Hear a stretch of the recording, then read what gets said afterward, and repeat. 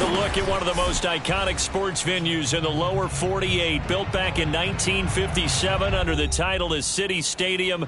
We are at Lambeau Field in Green Bay, Wisconsin. We all know this community lives for its Packers, and the green and gold came out of the tunnel a short time ago, and it was loud. We are ready for football, so are they, as the Packers get set to match up with the Minnesota Vikings.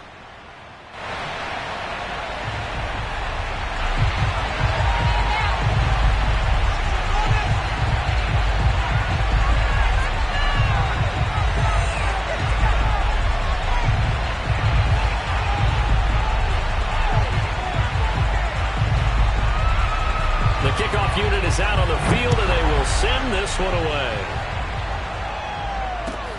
Fielded just outside the goal line. And good coverage there on special teams as they'll get him down shy of the 20. At their own 19-yard line.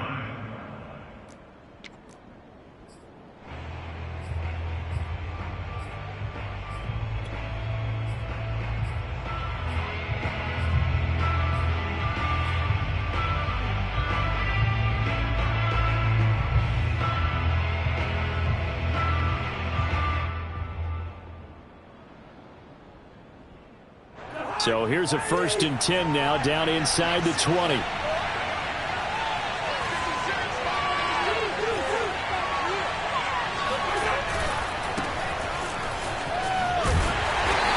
good pressure defensively to stop him for a loss of a couple. And there's also a flag to go with it.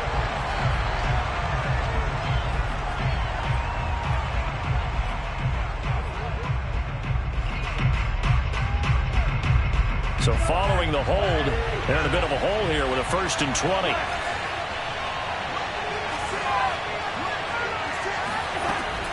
Draw play, Cousins to Cook. And right away, he lost the football.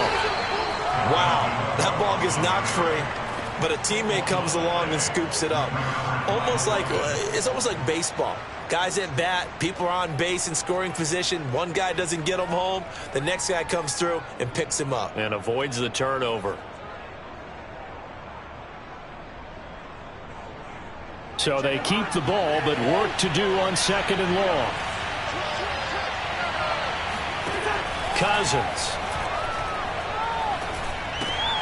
He'll get this to Mwangu. 7 yards on the play, and they're going to face a 3rd down. Well, this defense for the Packers, they were very strong last week in that win over Cleveland. And as in any game, takeaways are always a big key. They're always discussed on defense. There's an emphasis there. And they came away with 3 interceptions in that game. On 3rd down, Cousins. It's brought in here by Willie Snead. And he will have a Vikings 1st down as they're able to get the 3rd down conversion. Did you see that route the way that I did? I thought he was trying to get deep. Yeah, that wasn't the first option. No, it came off of that guy, the deep guy, and came underneath on the drag. Completed it very well.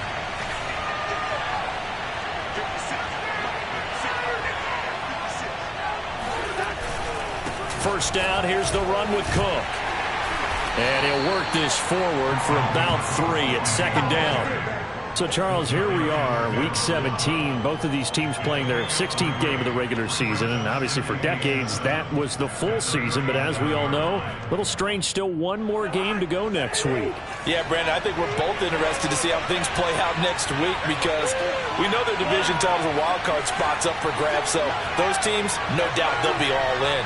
But how would you like to go in front of a team that's 3-13 and say, okay, guys, one more time, let's go get them. If we win, it benefits someone else. And that nearly an interception here on this opening drive, but he gets a reprieve. It's 3rd down.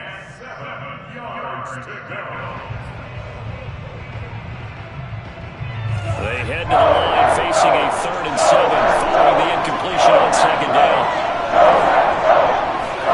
From the shotgun, it's Cousins. And the pressure too much that time as Cousins goes down. Kenny Clark racking up sack number 12 for him on the year. And they weren't in zone coverage. They were in man, and each man did his job. And that looked like vintage, old-school coverage, didn't it? Man coverage reminded me of an old Raiders team that had a Hall of Famer at one corner and a Defensive Player of the Year at the other, and they just locked people down. And he gets it away, a directional kick going toward the sideline. No returning this one. It sails out of bounds, and they'll spot it right at the 20.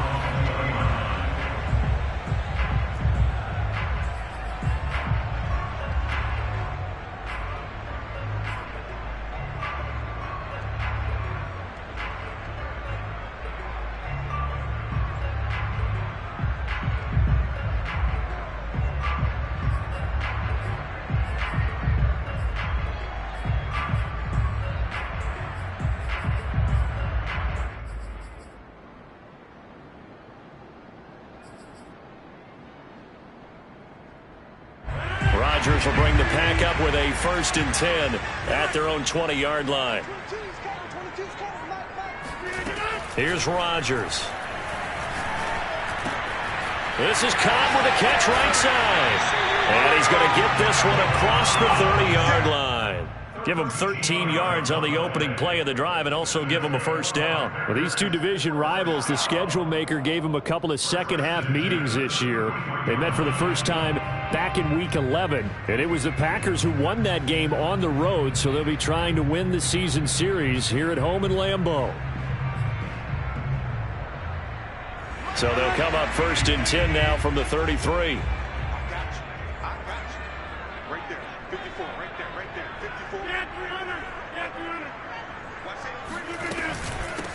Now the man from UTEP, this is Aaron Jones. And he is met at the line of scrimmage, and he goes down right there. Call it no gain on the play, and it'll be 2nd down.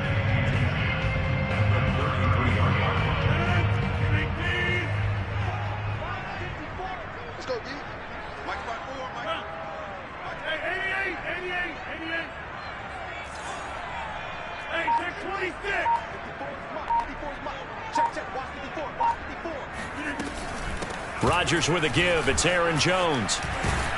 And this will be a Packers 1st down as he's got this up to the 45-yard line. Well, one unit I know you want to watch is that offensive line. If they keep clearing holes like that, it could be a long night defensively. No doubt about it, because when they are in sync, as we're seeing so far, when that continuity is there and you can see that they're playing off of each other while controlling the defensive front linebackers, you're exactly right. It could be a very long night for the defense because someone's going to run for some big yardage. After the run by Jones, here's 1st and 10. Working from the gun, Rodgers. Out of the backfield, this is Aaron Jones. And he'll be brought down at the 45-yard line. Well, from their point of view, this game could not be starting out much better, could it? Force a punt on defense, and now they're moving it crisply on offense. Crisply, I like that. Yeah, moving it very, very well. Looks like the defense on their heels a little bit. You put a score in here, long way to go, but you're right, that's a heck of a start. Yeah, and I think this is where the play caller is looking at his play sheet and saying, do I have that dagger play? Do I have that play and just finish them off right now? Because I think they'd love to gain that big advantage early. And yet again, he stopped behind the line of scrimmage. Great job by this Vikings defense.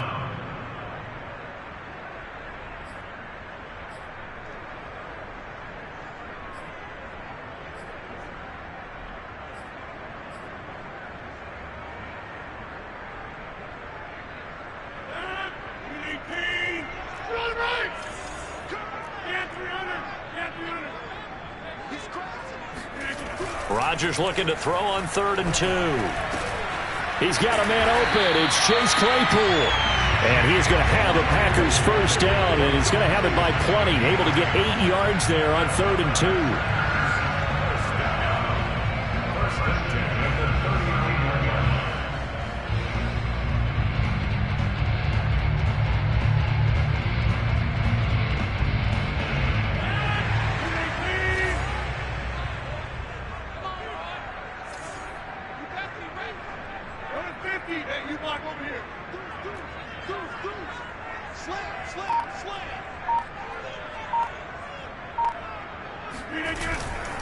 Now a 1st down carry by Jones. And he takes us just a few yards shy of the red zone before going out. Give him 15 there, and the Packers have a first. You were telling me this yesterday. That's exactly what they want to do on the opening drive, establish the ground game. Yeah, remember our conversation? We were talking about what one of the GMs in the league has told me repeatedly. It's a big man's game, and it's not necessarily size. He's talking about playing some big boy football. Line up, get leverage, knock people back, and establish the run early. Throwing on first down is Rodgers. The throw complete to the tight end, Tunyon. And he gets it inside the 10 to the 9. Back-to-back nice gains. That one for 14 yards and another first. His passing's been on point on this drive, hasn't it? Been very accurate, gotten the ball downfield, gained nice chunks of yardage. But now, in this situation, the field is really condensed, partner. So if he's going to throw the football, that has to be pinpoint here. I was going to ask you about that. Field shrinks, has to be sharper, but it's been a touchdown. Robert Tunyon, his 6th touchdown of the season. And the Packers have taken the early lead. Well, these guys have won 3 straight ball games, and another good start to this one out to the 6-0 lead. And I've talked with so many different coaches, as have you, along the way, and they always talk about winning streaks and the mood of a team and how much easier it is to actually prepare during that time. Guys are sharp, guys are focused, everyone's feeling good, and we're seeing it early in this one. The kickoff team on the field now as they will send this one away. Fielded just outside the goal line. And out a little across the 25 to the 27. Now after the completion, we're going to get a timeout, an injured player. While the training staff takes a peek, we'll take a break. Here are the Vikings now to start their next drive as we grind toward the end of the season here, and they haven't had the season that they had hoped. So let me ask you to play GM. Where might they look to make some change? There he goes, left side. The 20. Touchdown, Vikings. Justin Jefferson with his 16th touchdown of the year. And the Vikings are an extra point away from tying this thing up. Great corner route there. Not only able to catch it, turn it upfield, and get into the end zone. It usually involves a little bit of an extra move, doesn't it? You've got to get them thinking that you're moving to the middle of the field, and you're breaking away to that corner. Boy, that was well executed. So all even at 7 now as they kick it away. And that'll carry over the back line of the end zone for a touchback.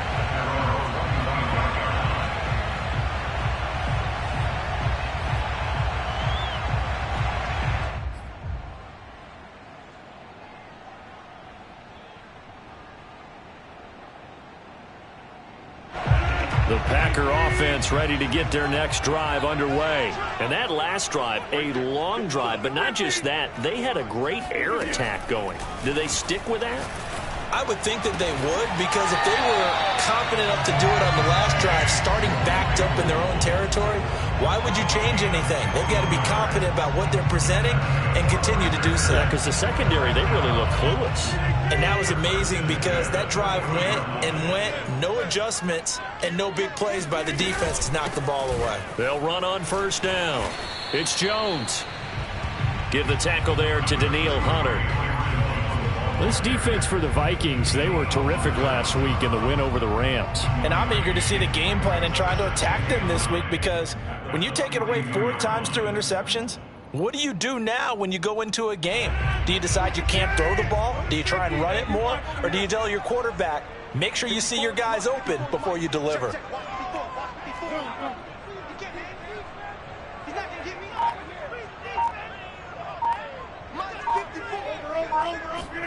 On 2nd and 9, Rodgers. The throw for Claypool is intercepted. It's Cameron Dantzler who picks it. And he'll take it across midfield and down to the 48-yard line. So a first interception thrown for him there, and that really not the best decision either. Not at all, and that's something he did not do in their victory last week. No interceptions in that game, but this defense, they're able to take advantage of an early mistake Now let's see if they're going to turn it into points. And just one tick to go, so this will obviously be the final play of this first quarter. Following the interception, Cousins. He'll dump this off to Cook. And he's going to be brought down on what will be the final play of this first quarter. These two teams all tied after one.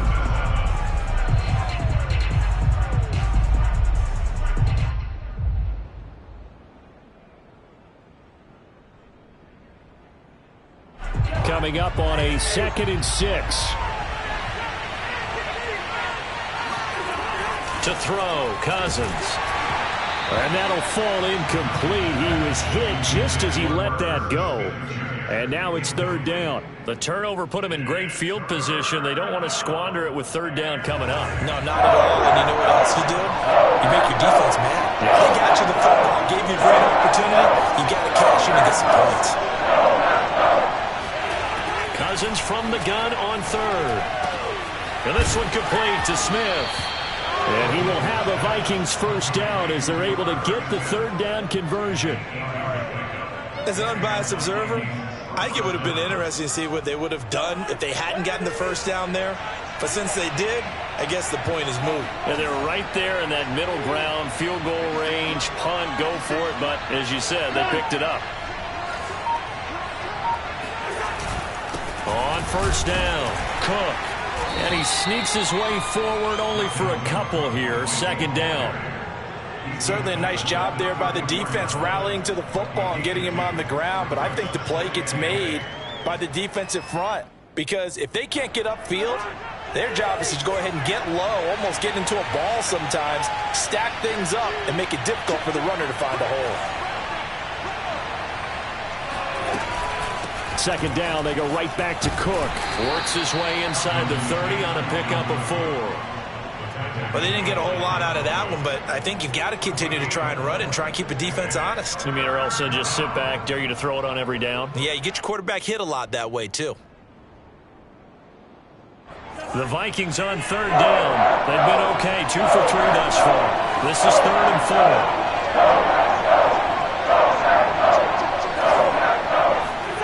Cousins.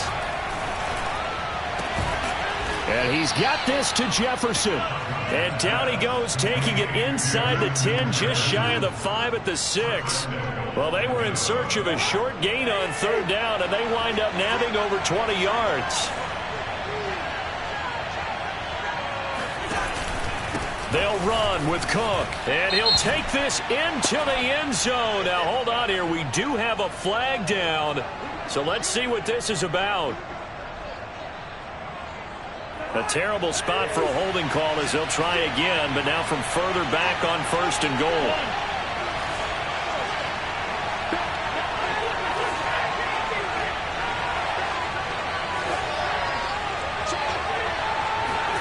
Cousins now.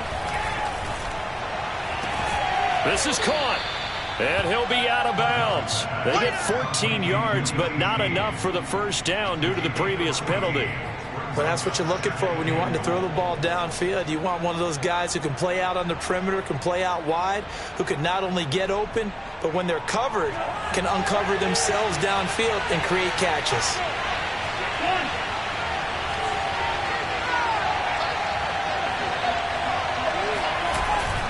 Trying the power game with Ham. And he'll get into the end zone. Touchdown, Minnesota. C.J. Ham, his first touchdown on the year. And the Vikings have taken the lead. Well, it was 2nd and goal. You're in there close. That's the fullback's comfort zone. Not only is it his comfort zone, it's an expectation. That's what he's supposed to do. Turn and hand it to him. Big guys fire out. Find your way into the end zone. Extra point splits the uprights, and that makes the score 14-7.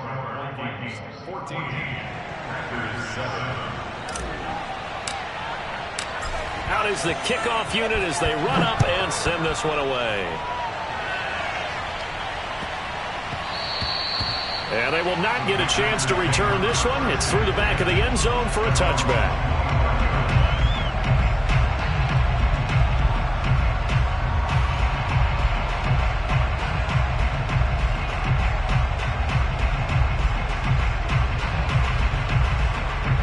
About set to get this drive started. The Green Bay offense at the line. That 7-0 lead in there is short-lived as they've now given up 2 straight touchdowns to fall behind by 7.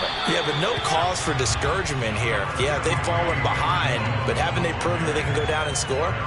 So what was the formula that got them down there the first time? Get back to something close to that, and maybe they can get this game tied up. The previous run, good for 9. Here's 2nd and a yard. Off the play fake to Jones. Here's Rodgers. And that's caught inside the 35. Touchdown, Packers. Robert Tonyan with his 2nd touchdown of the game, number 7 on the year. And the Packers are within an extra point of tying this thing up. Now he's having a nice little first half here, partner. And it's a first half that leaves us anticipating what can still come. I mean, 2 touchdowns already here through the second quarter. There could be plenty more before this game is over. Now Crosby for the point after. And we've got a good one brewing. We're all knotted up at 14.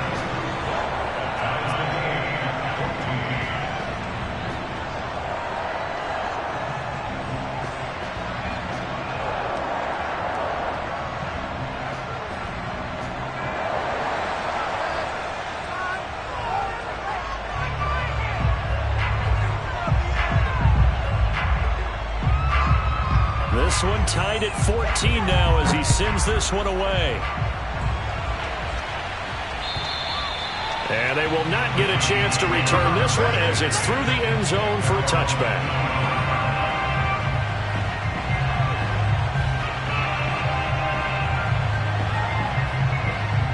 Here are the Vikings now to start their next drive. And Charles, the way touchdowns have come so fast and furious for both sides of this thing, it's starting to feel a little bit more like maybe a tennis match in a football game. Yeah, I like your description there. Maybe we're sitting in a nice royal box watching this type of a game. But let's face it, right now, the way it's going back and forth, it's going to come down to who can get a stop.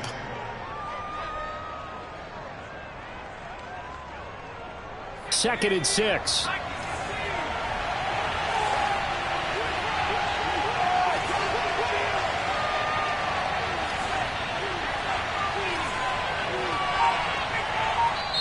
The Vikings going to signal for the first of their timeouts. They'll have 2 remaining as we step aside here in this second quarter.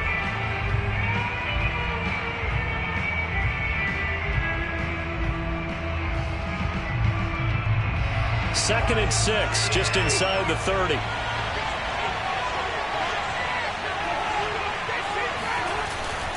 Cousins gives way to Cook.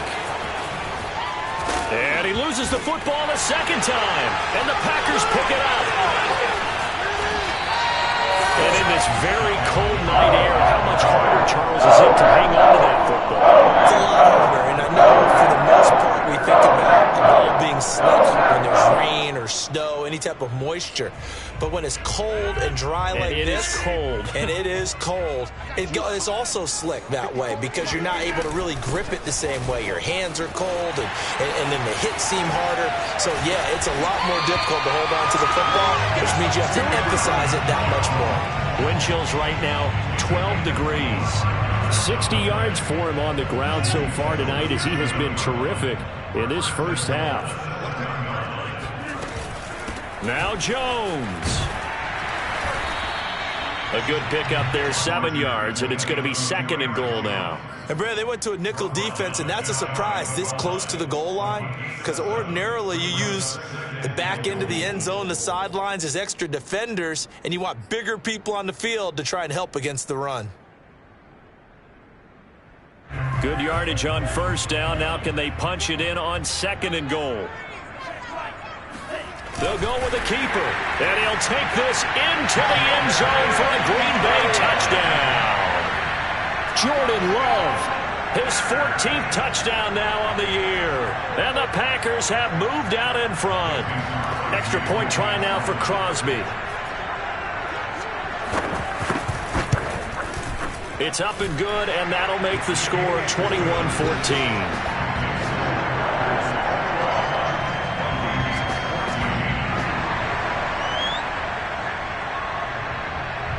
Set now to kick this one away, and off it goes. And this will be a touchback as that sails over the end line.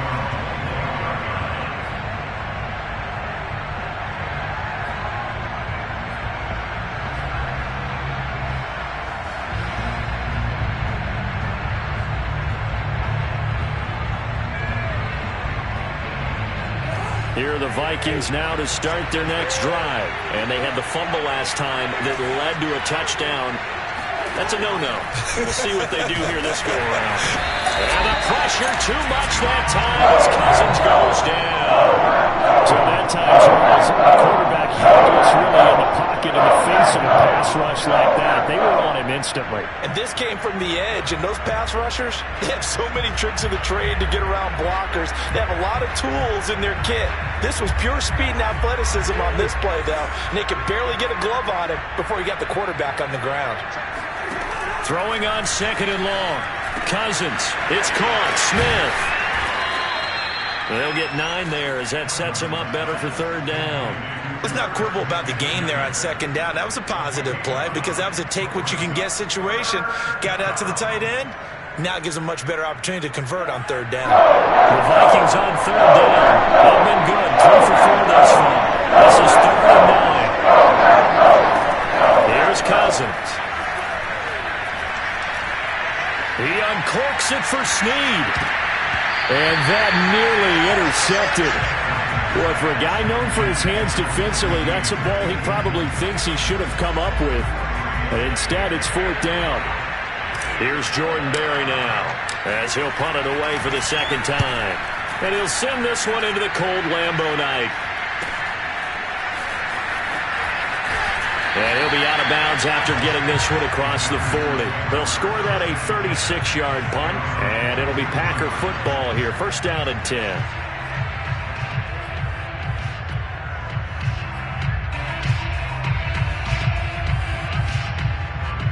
The Packer offense ready to get their next drive underway. And they're hoping to redo their efforts in the last drive when they got into the end zone. And just think of what it's like now on the sideline. Because when you score a touchdown, you have to go over and look at the tablet and see what you did on the last drive.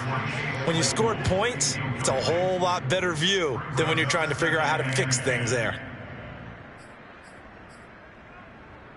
2nd and 10. A very chilly day here, but no snow. And I got to say, if it's going to be this cold, I want snow. You should see Charles' face. He's looking at me like I'm crazy. Now Rodgers. Right back to Claypool, this time complete. And taking it across midfield and just shy of the 40. Give him 15 there, and the Packers have a first. And we've hit the 2-minute mark in this first half of action.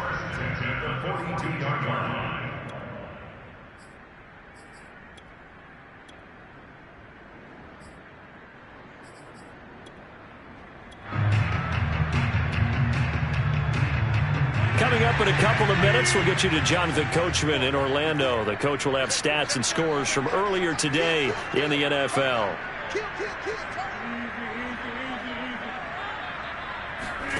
On 1st and 10, here's Rodgers. That is caught. It's the tight end Tunyon. And it's a Packers touchdown. Aaron Rodgers, 3 first-half touchdown passes. And the Packers add 6 to their lead. For a big tight end, he can sure move like a slot receiver when he gets a head of steam going. And as a defensive back, you've got a big decision to make when he's moving like that. Crosby with the extra point, and a lead now up to 14. The kickoff unit is out on the field, and they will send this one away. And this will not be returnable. It's out of the back of the end zone for a touchback.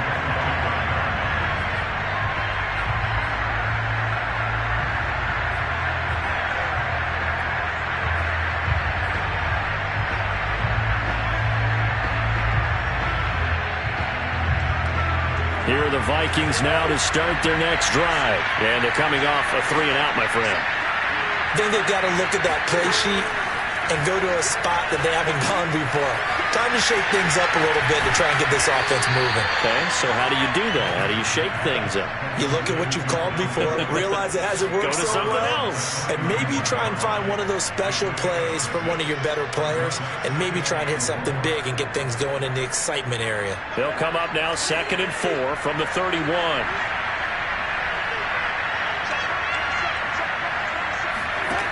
From the gun, here's Cousins. That's complete to his running back, Jefferson.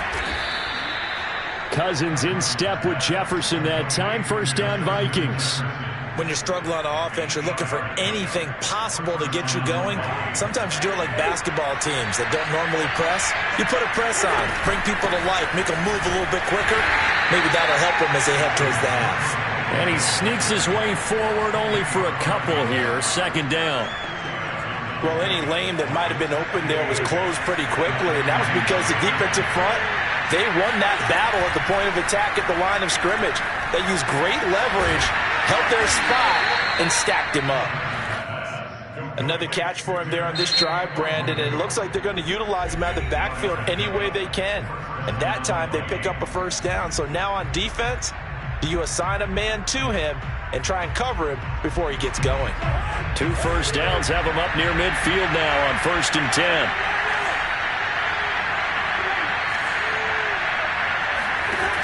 Working out of the gun, Cousins. Escaping the pressure right. Now on the run, he'll throw it back deep over the middle. A fight for it, and this is caught. What a catch. It's a gain of 34. From the red zone now, Cousins. Flushed out right. And he is out of bounds, getting it down to the 10. Nice work to get 7 out of that, and it's 2nd down. Okay, he's not going to get the first down, but this is still a nice job of buying some time and then running to get to the sideline and get out of bounds and avoid the big hit.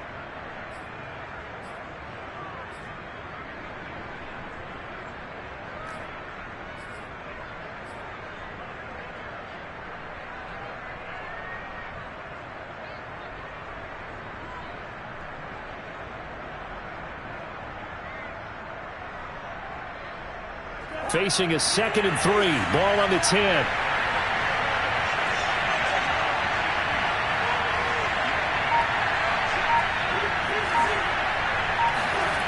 Now Cousins. Touchdown, Vikings. Justin Jefferson in the final seconds of the first half. And the Vikings are able to cut into this lead in the final seconds of the first half. These two teams in this first half, it's been fun. Back and forth, back and forth. Well, it's not fun for the defensive coordinators, but offensive coordinators are enjoying it. Yeah, they're having streaks here, aren't they? Being able to put scores together and really bunch them up, and we have a tight game here. You know, we often talk about having the right shoes for the right turf. Today it's track shoes. That's what we've seen with these offenses. Yeah, it's been an absolute track meet so far, and fun to watch. On the return, it's Taylor. And deep in his own territory, he coughs up the football. And the Vikings pick up the football. And they're going to get the football just outside the 10 at the 11-yard line. So a turnover there on the kickoff, and don't look now, but that just made things a little more interesting. Very interesting, because when you're trailing in a game, these are mistakes that you pray for. You just went down and scored. Now you get the football right back with another great opportunity. So the 3 points there, and CD, that helps him inch a bit closer. Yeah, but when you're losing, any points you see go on the board in your favor, you're happy to take them. And that'll be a little too hot to handle as it will skip through the end zone for a touchback here.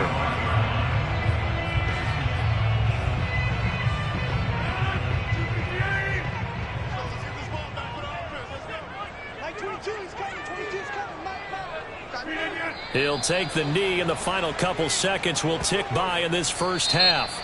So we've come upon halftime here in Week 17 as we send you down to Orlando, where Jonathan Coachman has our EA Sports Halftime Report. Coach. With both of these offenses having their way, it's not likely they'll need to be doing a whole lot at halftime. But the defenses are definitely in need of some adjusting. And for the call of the second half, let's go back out to Brandon and Charles. Yeah, Coach, certainly no shortage of action in those first 2 quarters. Definitely got to work on my touchdown calls, so we'll see how much voice I have left for the second half here.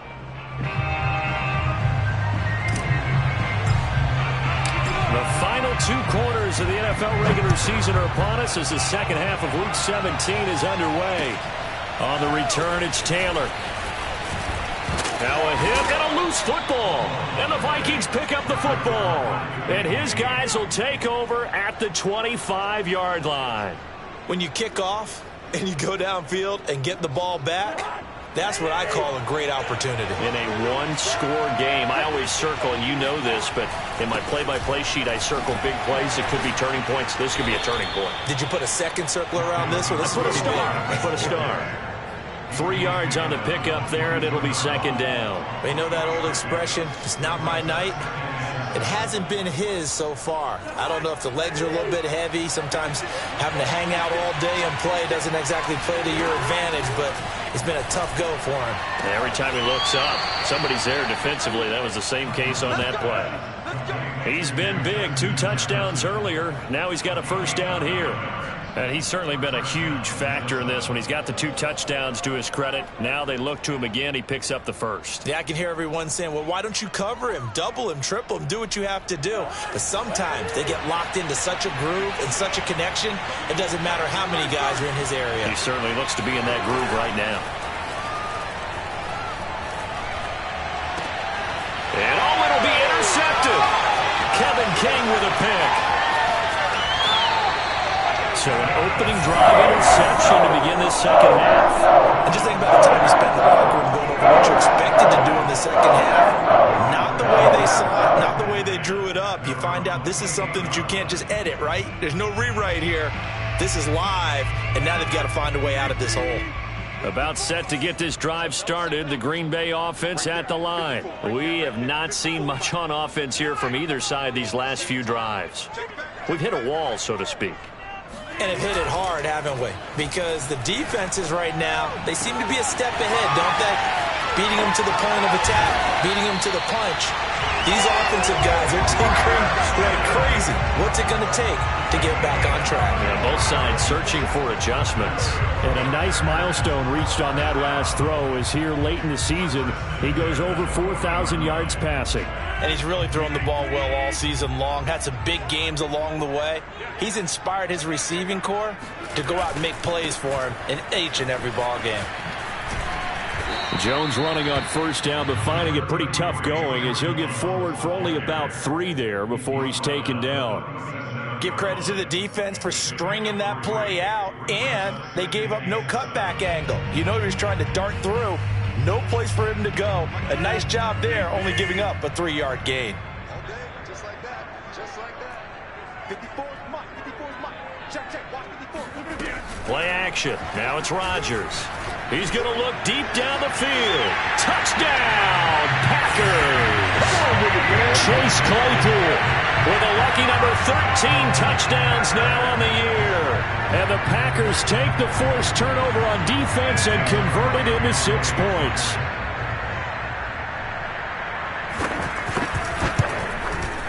Crosby connects on the extra point, and that pushes the lead up to 11.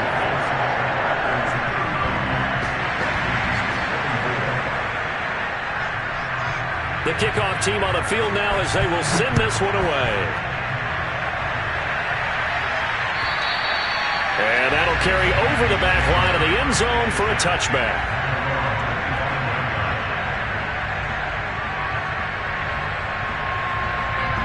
Here are the Vikings now to start their next drive. And the interception thrown in the red zone last time. We'll see if they can rebound.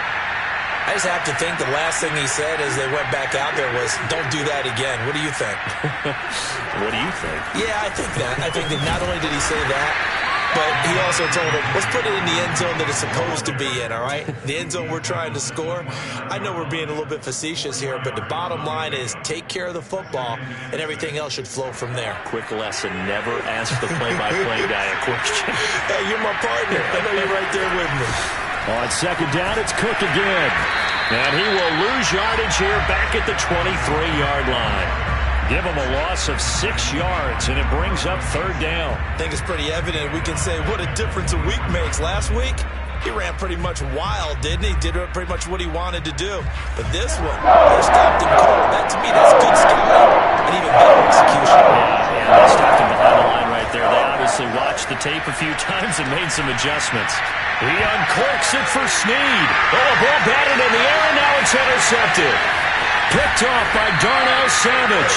And he's able to bring it up 5 yards shy of midfield to the 45-yard line. So that's back-to-back drives with a third and interception. Ordinarily, we look at the offense and say, what's going on with your scheme? Maybe we should look at the defense and just give them a whole lot of credit. They've got them frustrated right now. The Packer offense ready to get their next drive underway. And for them, a touchdown their last go-around. Obviously, they'll be hoping to do that again. And when you start plotting for this drive, when you start thinking to yourself, okay, what are we going to do? You don't go away from what you did before because that worked, but you have to be prepared for wrinkles and counters because you know they'll make some adjustments. And now this is intercepted. My goodness. Picked off by Harrison Smith. And to the 40-yard line, that's where the return stops. Well, I don't want to take too much away from his performance throwing the football. He's got the 4 touchdown passes, but this now a second interception of the ball game. And partner, part of what's gotten him to 4 touchdowns is a certain fearlessness. But that fearlessness borders with recklessness, and the latter just occurred. They throw right away, and that's complete out on the right side. And he's taken down inside the 30.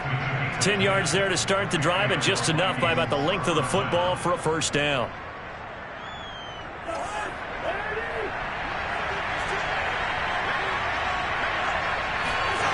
To throw is Cousins. And that's going to be incomplete. Too tough to hold on to that one. It's second down. Basically, you're not going to outwork 2 guys very often. Double coverage. I thought he was going to go somewhere else for the football. I get it. That's a stud wide receiver. You want to try to get him the football. Yeah, sometimes you rely on him a bit too much. You forget the other options that are out there. It'll be a loss of a full 3 yards there, and it also brings up third down.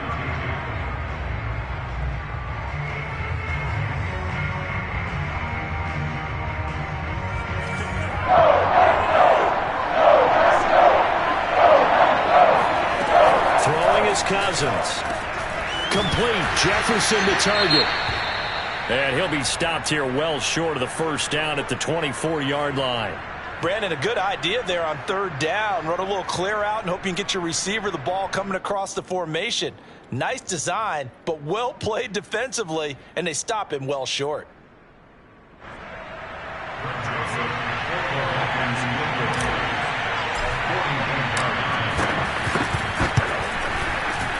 And that is no good. Always disappointing when you miss a field goal, but when you're playing against a defense this good, you and I both know that's a crucial miss because you can't afford to leave any points out there. You've got to take them when you can.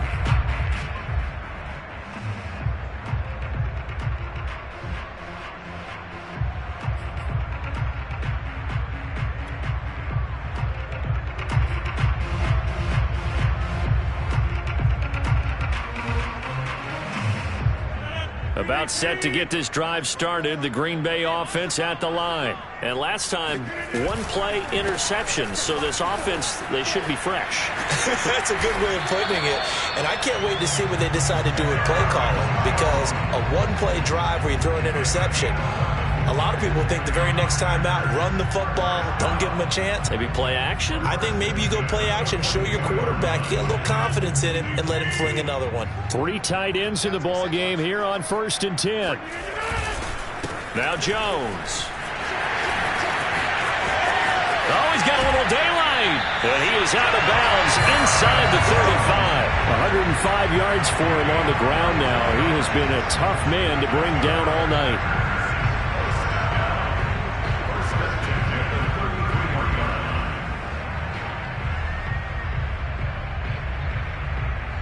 Back-to-back good plays have him on the move on first down.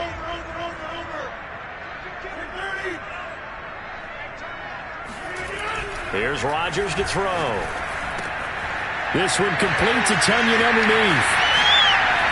And he gets this one inside the 15, just a yard or 2 shy of the 10. Good work after the catch. Going to net him 23 and a first.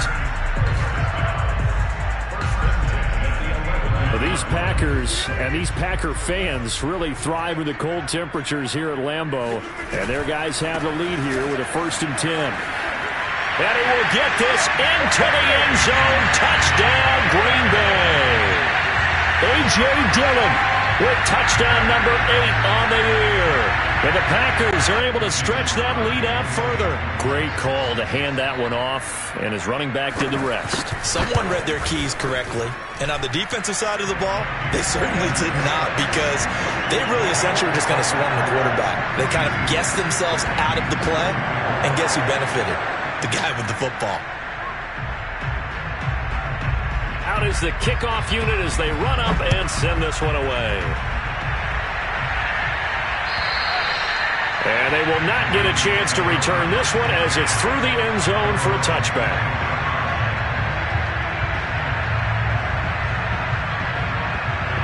Here are the Vikings now to start their next drive. And they've got to be a little bit frustrated about that last drive. Missed field goal. Always hurts a team because, you've put something out there. You've given yourself a chance. You're in range, and the ball doesn't go through the posts. But it's not something to panic about, I don't believe. Just keep playing and keep going.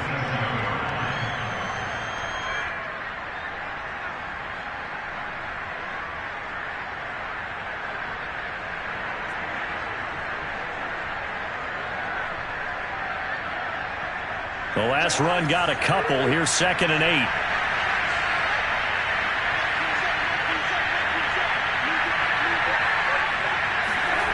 Now Cousins. Oh, the ball comes out on the hit, but they'll say it's incomplete. Certainly appeared to take away his first read, and by the time he tried to look elsewhere and find an open target, the coverage was too good. That one falls incomplete. This offense in desperate need of a conversion as they come up on 3rd down. Cousins to throw it. And this pass broken up. The contact well-timed there, and now 4th down. Here's Jordan Berry now as he's on to punt for Minnesota.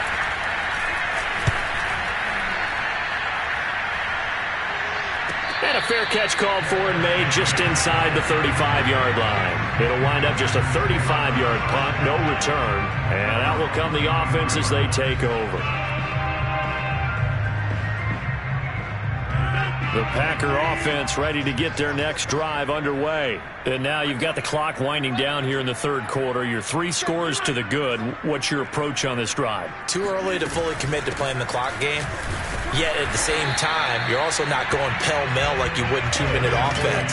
This is what NFL offenses call 4-minute football. Take the clock out of the game a little bit, wind it down, but at the same time, keep advancing the ball down the field. The last run got 3. Now here's 2nd and 7. They fake the give. Now Rodgers. Dancing to his left. Open man left side. It's the tight end Tunyon. And he's going to be out of bounds right at midfield. 50 catches for him now on the year, and he's got a 1st down. Of course we think of Aaron Rodgers as a pocket passer, but you and I both know this guy's a pure athlete. He can get outside and make plays with his legs as well. I showed it right there, outside of the pocket and on the money. And for one of the first times all night, he is going to go nowhere as they bury him behind the line. So the 1st down run lost a couple. Now they come up 2nd and 12.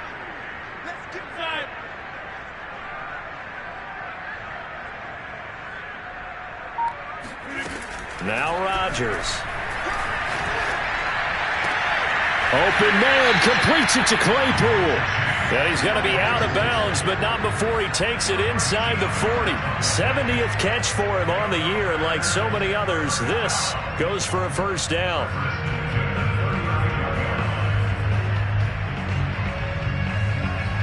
These Packers and these Packer fans really thrive in the cold temperatures here at Lambeau. And their guys have the lead here with a 1st and 10. They'll get this quickly out to Claypool.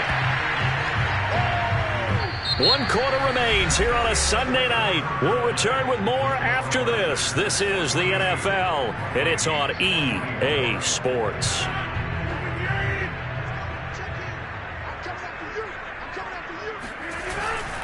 They go back to the ground with Jones. And a short gain down to about the 33. Brandon, I've got to think this offensive line has got some smiles on its faces. And I know it sounds crazy, but they practiced for this back in training camp. They knew they'd be in situations where it'd be extra defenders in the box coming after them, trying to keep them from locking down a game. Right now, they want to show the world they're up to the challenge.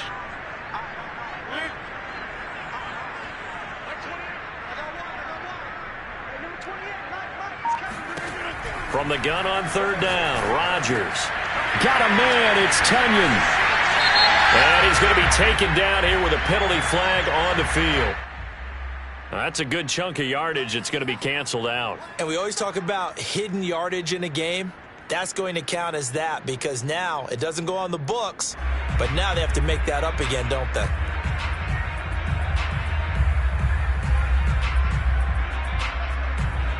And this third down looking very tough after the holding penalty. Third and long. To throw is Rodgers. Eluding the pressure right. This is Cobb with a catch right side. And boy, he is very close to a first down, but from where they're spotting that football, he's going to be a foot or so short. Mason Crosby on for the field goal, a 46-yard attempt. The kick by Crosby is good, and that will stretch the lead up to 3 touchdowns now. It's a 21-point game. Well, he was a spectator for much of this game. This is his first field goal opportunity of the entire contest, but he's able to connect. Yeah, he had a pretty good seat to this one, didn't he? But let's face it, all kickers that you and I know, they want to contribute. They want their opportunity, and he seized his.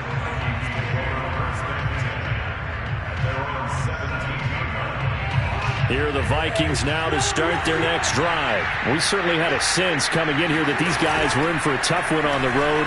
That has been how this ball... And the third interception thrown by Cousins.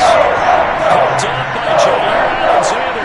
Week after week, we're seeing plays like this from him. I think he's in line with discussed it before for NFL Defensive Player of the Year. And a big reason why, I think, is because of his ball skills. And that's something that, for guys of his position, they've talked about it for years. They've done the drills. But they've really increased it in recent seasons because of the offense have gotten so good. He knows how to take the ball away. That is huge for a defender. 2 yards the loss, 2nd and 12. Brandon, it's clearly a running situation when you're up in the fourth quarter. They're going to have to stack the box and make it difficult for them to move the ball. Made it very difficult right there. Now they need to repeat that effort. Yeah, bring 7, 8, 9, whatever it's going to take to slow them down.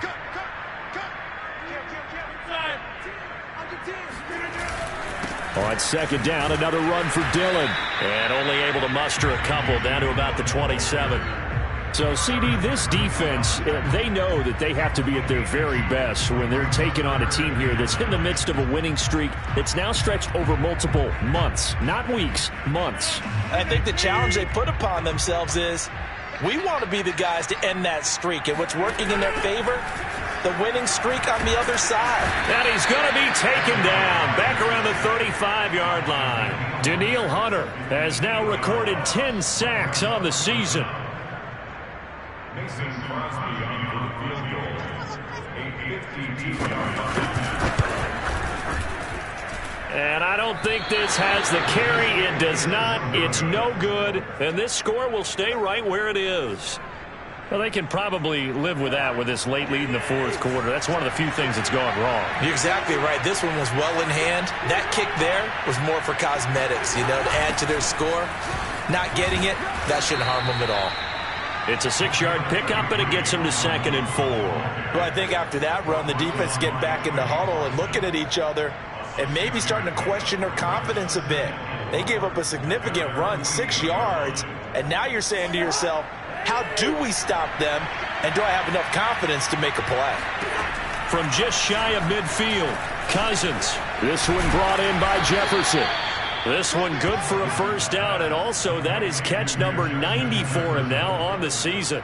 I think that's a big pickup for a first down because when you run a drag route against zone, you're sometimes asking for trouble because you might run into a defender. Yeah, well, there they ran into a first down, executed it to perfection. A first down throw for Cousins. And this one right back into the hands of Jefferson. And he is out of bounds inside the 35. Back-to-back receptions for him, and it's another first down. That's the number 2 receiver in the NFL in terms of yardage. And tell you what, a few more plays like that, he won't be number 2 for long. Well, that's what often happens when you have competitors running around the field. These guys know where they stand in relationship to yardage, total. And for the 4th time tonight, it's an interception. Isaac Yiadom in there to pick it. And his guys are going to get the football at the 28-yard line. That interception, maybe the exclamation mark on that. Really all around has been a good performance. A fantastic performance. They will enjoy film session. Their grade should be very good on this one. And I think the next time the offense gets the ball, I just think about running it and getting the clock done and getting the heck out of here. And by the way, semantics here, but before the grammar police come after me, I think it's exclamation point, not mark, right? You're asking me? Seriously? Yeah, you're smarter than me. Everybody knows that. Listen, I go with what you say, my man.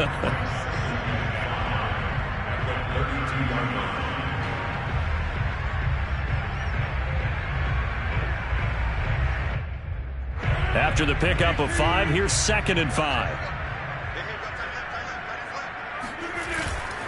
They'll go again to Jones.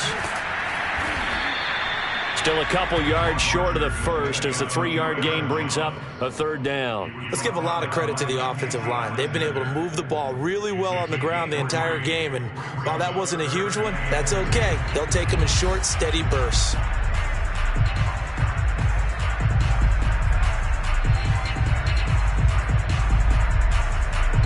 The Packers on 3rd down, just 1 for 3 thus far. This time they face a 3rd and 2. Shotgun now for Rodgers. And Rodgers is going to go down. He's sacked. Danielle Hunter in there to drop him for his 11th sack of the year. On now is the Packers punter. Always a good sign when your first punt comes in the 4th quarter. He was only asked to punt once in the victory last week as he sends this one away. 40 yards on the punt, 2 on the return. And the Vikings will take over here 1st and 10. Here are the Vikings now to start their next drive. Well, I think that the folks here had hoped that maybe this home atmosphere would carry their guys to us. Now the hit comes, and Cousins lost the football. But a Viking was able to corral this one, and Minnesota will keep possession. Much like a running back going through the line, quarterbacks have to be aware of protecting the football as well. He left it exposed that time, wound up having it knocked free, but fortunately, had an alert teammate who was able to get it. So they keep the football, but now face 2nd and long. Cousins. And that'll be incomplete. Took a pretty good shot as he tried to pull that one in. Couldn't hang on 3rd down. The Vikings on 3rd down. They've converted 3 times in 8 chances. This will be 3rd and 15.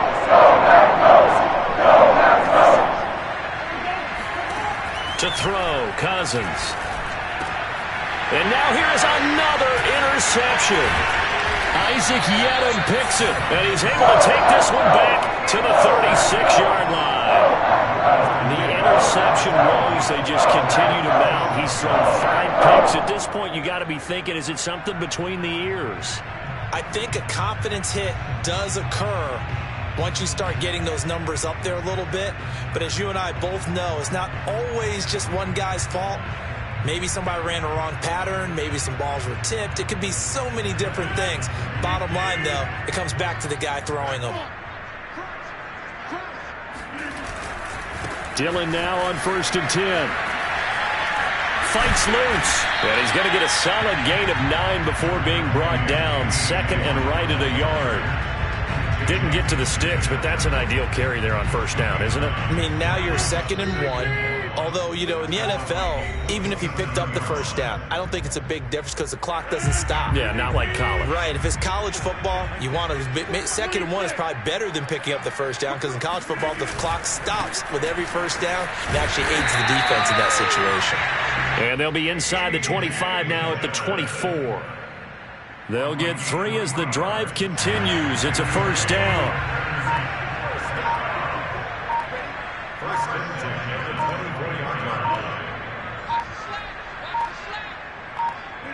And they'll indeed take a knee.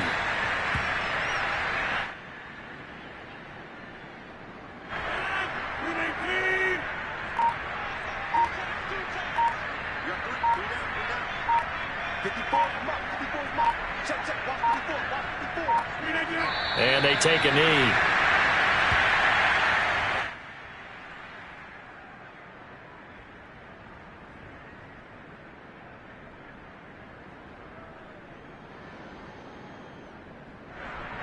So first and second down went in the wrong direction. They'll try to do better here on 3rd and 13.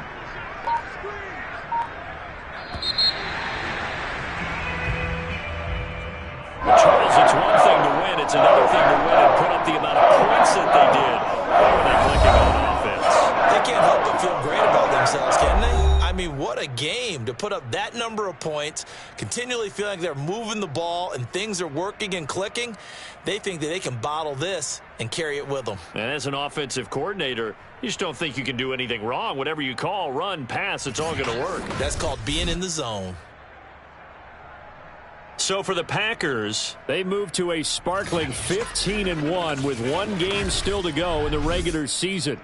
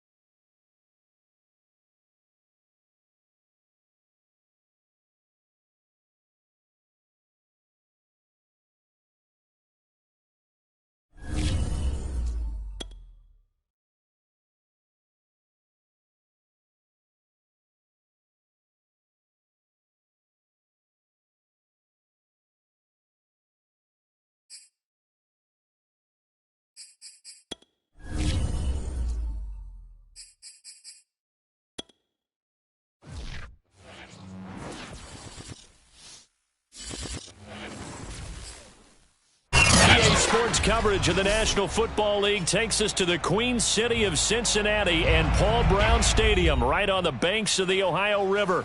The scene a few moments ago, here it is. It's unlike any other in sport as both teams made their way out of the tunnel. These folks are fired up as their guys are ready to do battle between the Minnesota Vikings and the Cincinnati Bengals. And this will be a touchback as that sails over the end line.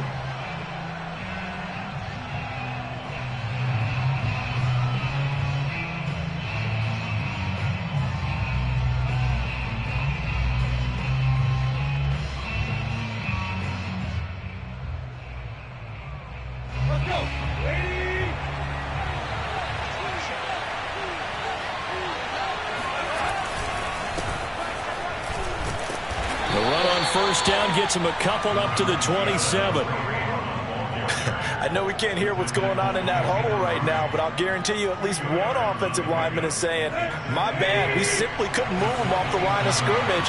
We've got to do a better job trying to root those guys out of there. From the 27, Tannehill. He'll have a first down past the 40. And he'll get this all the way up to the 42-yard line. So the completion there, Charles, looking at this defense, certainly in for a tough task here this afternoon. What are some of the keys for them if they want to come out on top? Well, the first thing, partner, is they just allowed a completion there. They don't want to get a string of those going. Let him get his confidence. Let him get into the rhythm of the game, the flow of the game, and all of a sudden, he's feeling like he can do no wrong. You want to really get after his timing a little bit, knock a few balls away, and make things uncomfortable for him. Because if he feels relaxed, you are in for a tough afternoon. Here's a quick throw to Thielen. And he's going to be stopped up right at the line of scrimmage. No gain there on the completion. 2nd and 10. One thing we do know, he's going to get his catches. So as they move forward defensively, got to continue to focus on not giving up the big play when he does catch the ball in the secondary. On 2nd down now, it's Hunt. They get 7 out of that, so they're left with a 3rd and 3. Well, there's an example of patience being rewarded. Ran the ball on first down and got stuffed. Most people would scream, throw the ball here. In this situation, they stayed with their roots, stayed with running the football, and they got rewarded. A good chance this is 4-down territory if they're unable to convert. But right now looking at a 3rd and 3. Here's Tannehill. There's the first NFL catch for Jamar Chase. And he will have a Vikings first down as they're able to get the 3rd down conversion. This is shaping up to be a really nice-looking drive to get the season underway here. And how long do you think that they actually have been plotting this drive? I'm talking about the coaching staff, right? They've been thinking about this for a while now, and I think they're executing it even better than what they expected. Now a throw here to his running back. This will be a short gain of 3 before he's brought down at the 22. And they're getting him involved early. You feel like they saw something on tape, or they just have a sense with him because he's had a good week of practice or something in that area that they want him involved. Just as you said, they want him to touch it either in the running game or the passing game, but they must like the matchups they're getting. They'll run with Hunt on 2nd down. And he is going to be close to a first down as the tackle made at the Bengals 17. Call it a gain of 5 there on the run, but they'll remain a yard or 2 short here with 3rd down coming up.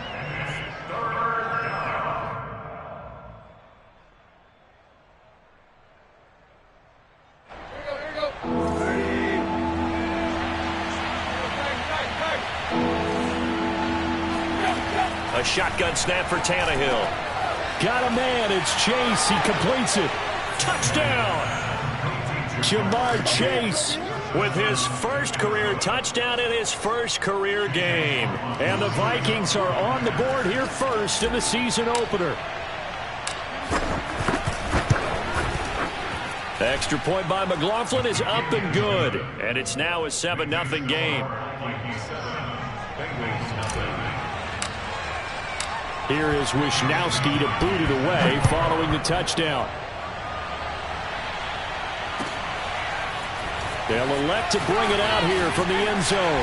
And he's probably realizing he should have stayed in the end zone as he can only muster a return to the 14-yard line.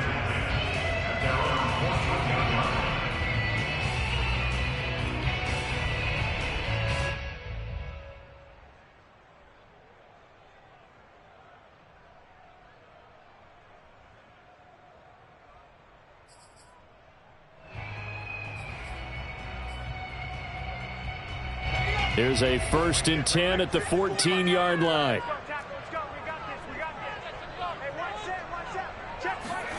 Now Jones. He'll get this to Philip Lindsay, complete.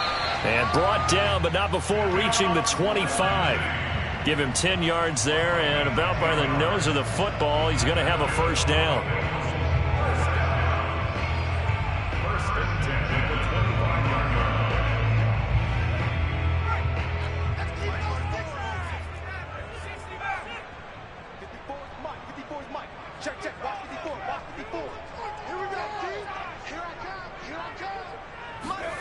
Throwing, Jones. He rifles one that's intercepted. Picked off by Harrison Smith. And he will take this one home. It's a touchdown. And this defense looking like they have come to play the pick six, and just like that, it's 13-0 early on. Well, go back with me to our training camp visits. What do we hear during these drills? Pass. Ball's in the air. And then my favorite. Ski. That's the interception. That means everybody finds someone to block them legally, stay on your feet, and they get it done. Touchdown. Extra point by McLaughlin is up and good. And it's now 14-0. So they'll get another shot on offense following that pick six. And now the kick is away. And here comes a return from just beyond the goal line. At their own 25-yard line.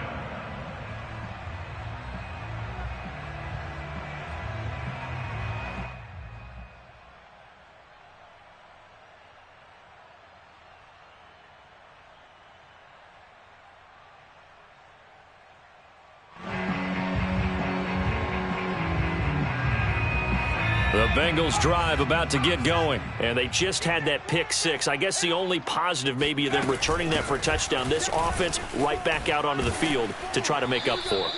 I like that because now it doesn't give them a chance to go to the bench and really settle, to sit there and kind of seethe over the idea that they turned the ball over previously. Right back out there. It's almost like hopping right back on the bike after falling over. See if they can get the ball moving again. Yeah, we'll see if they can do it here. Here's 2nd and 7 now from the 28.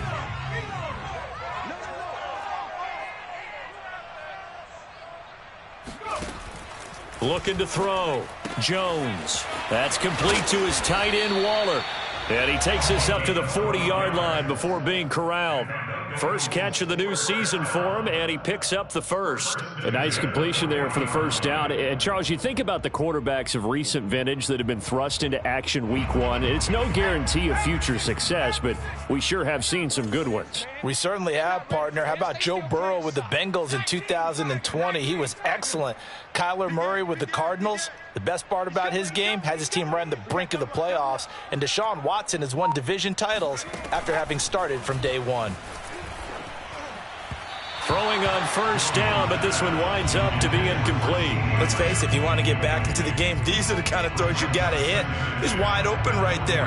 Got to be able to get it to him, don't you think? And those are the throws that haven't been available to them every time he's dropped a pass. Yeah, that's a big miss.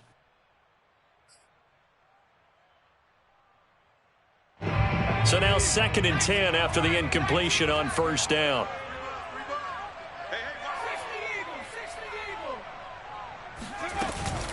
A run with Lindsay out of the gun. 4 yards the gain, and it'll bring up a 3rd down. That 2nd down play call was not to pick up the 1st down. It was to accomplish what they did to get them into a manageable 3rd down because they had the incompletion on 1st down, so they were behind the sticks, so to speak. They needed to make up some ground, and they did. And that is knocked away in the middle of the field and incomplete. So the defense able to get off the field here on 3rd down. And it's one of the goals of the game. They've got to be effective on passing downs. It's one of the few things defenses chart. How did we do on 3rd down? That's a nice start for them in this one. And here's Hofrichter now, the punter, as he sends this one away.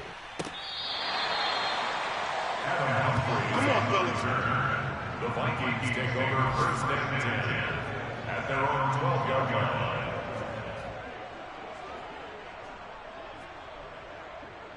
Here are the Vikings now to start their next drive. They were successful last time finding the end zone on their opening drive of the season. And they'll get another shot here with a 1st and 10. And not much here as he'll get it to the 11, maybe the 12-yard line. Credit him with a 1-yard gain there to make it 2nd and 9.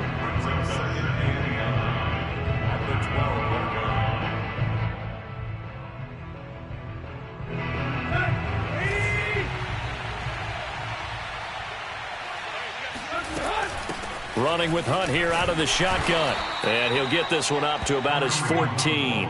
They do get a couple, but they'll be left staring at a 3rd and 8 coming up. I do know from experience that when you slow down someone's running game, you're now doing the dictating on defense. And guess what? Now you're getting ready to tee off on their quarterback because they have to throw it all the time. But you still have to be alert for the draws and other plays of that nature to make sure you don't get hurt. Throwing on 3rd down, Tannehill. Open man is Thielen. It's complete. And he will have a Vikings 1st down as they're able to get the 3rd down conversion. 1st down, Minnesota.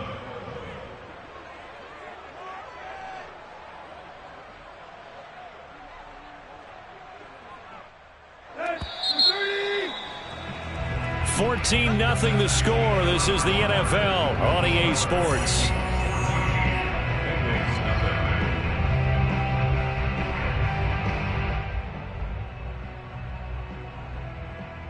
So they'll come up 1st and 10 now from the 33.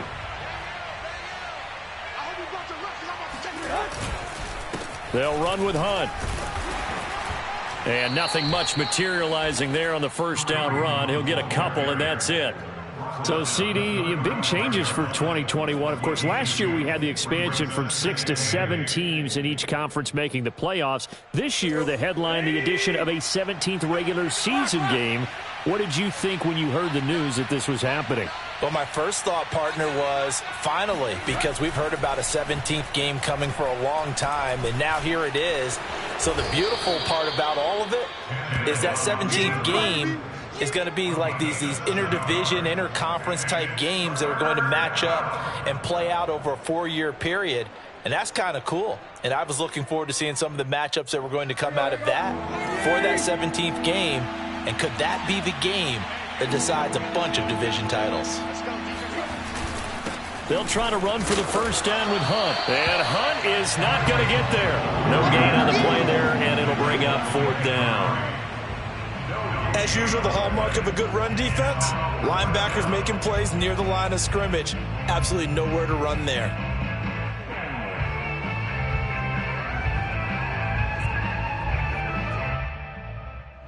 So on 4th down, here's the Australia native Mitch Wishnowsky to punt this one away.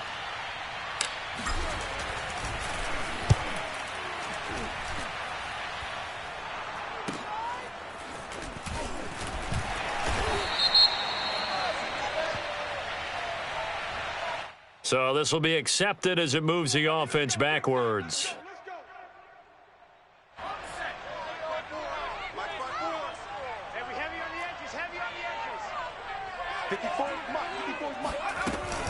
Shotgun snap and a give to Lindsey.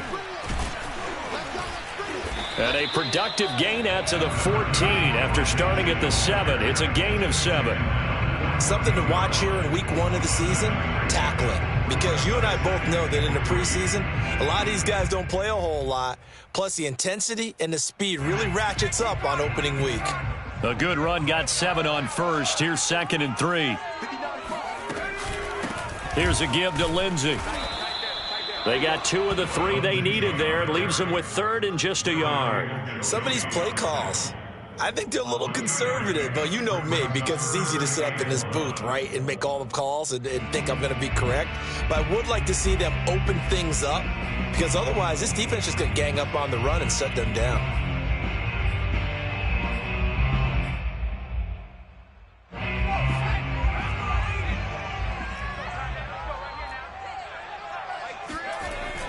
on 3rd and short. They'll try and pick it up through the air. Open man Lamb. It's complete. And he's taken down, but not before he gets this across the 25-yard line. His first catch there, good for 10 yards and a first down. First and 10 at the 26-yard line.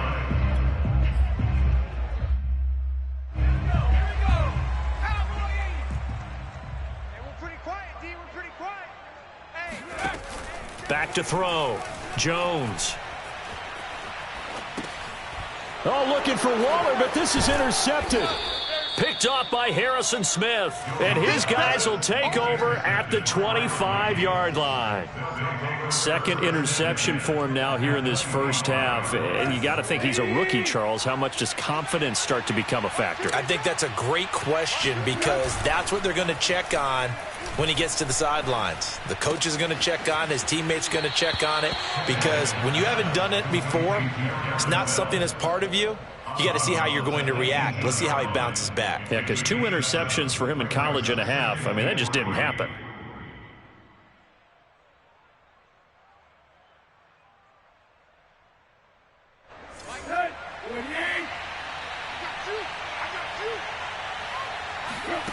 Looking to throw again on 2nd down. Tannehill trying to get it to Chase, but it's intercepted.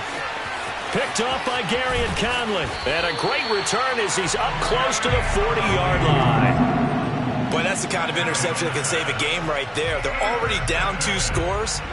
Huge play, slowing down what was going against them. I was thinking the same thing. You get down 3 scores there at this stage, could be in for a long ball game.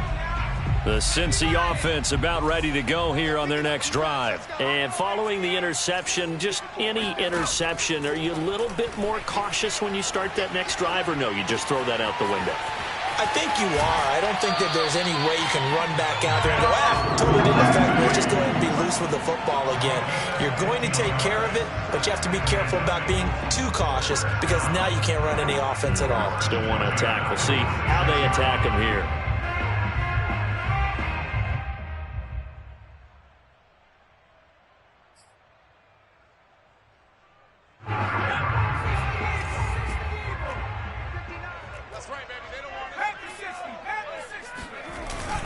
On 1st and 10, it's Lindsey. And he sneaks his way forward only for a couple here. 2nd down. Now, that's a mountain of a man that just made that stop, isn't it? But he's more than that. This guy's nimble and quick. More than a space eater. He just made a great play there. From the 44, Jones. They'll find his tight end. That's Waller. And they'll wind up getting this one all the way down inside the 20. The catch and run, good for 24 yards. Well, another completion there. And what a big moment in a young quarterback's life, that first NFL start. And Charles, obviously they want him to win games, but if they're looking at him under a microscope in this first month or so, what do you think they're hoping to see from him? Well, for every question they'll have for him, they should have for themselves as a coaching staff, because it's not just how quickly can he learn the offense, it's what they can teach him, right? How can he build a relationship with his receivers? And, of course, how open is he to learning? And, of course, how open are they to giving him things that he can put in place on the field? I have a feeling they'll stay committed to running the football, especially on the early downs. They just haven't had a whole lot of success just yet.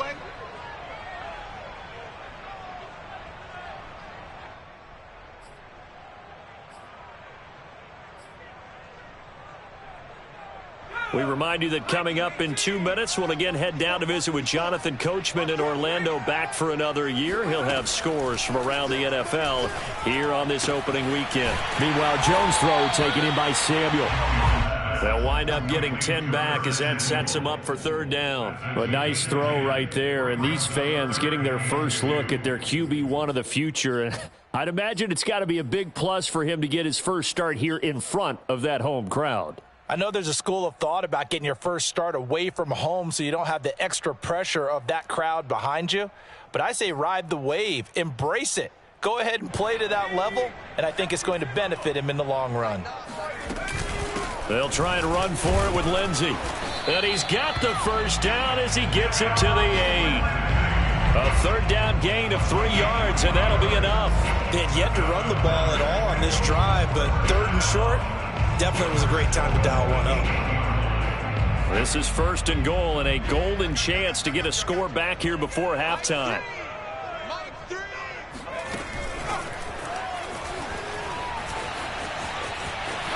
They're not even He will score. Touchdown, Cincinnati. Curtis Samuel from 8 yards out, and the Bengals have got it back to a 1-score game. Just a great individual effort there to take that pop pass and scamper off into the end zone. And that's why offenses love that play partner, because that gives them a chance to get the ball in the hands of their playmakers with a full head of steam behind them. It's often like a track relay. Legs 2, 3, and 4. That first guy steaming ahead, and he just hands it to you, and you get a chance to take off and go before you even get the baton. And a fair catch signaled for and taken successfully. The Vikings take over 1st and 10 at their own 25-yard line.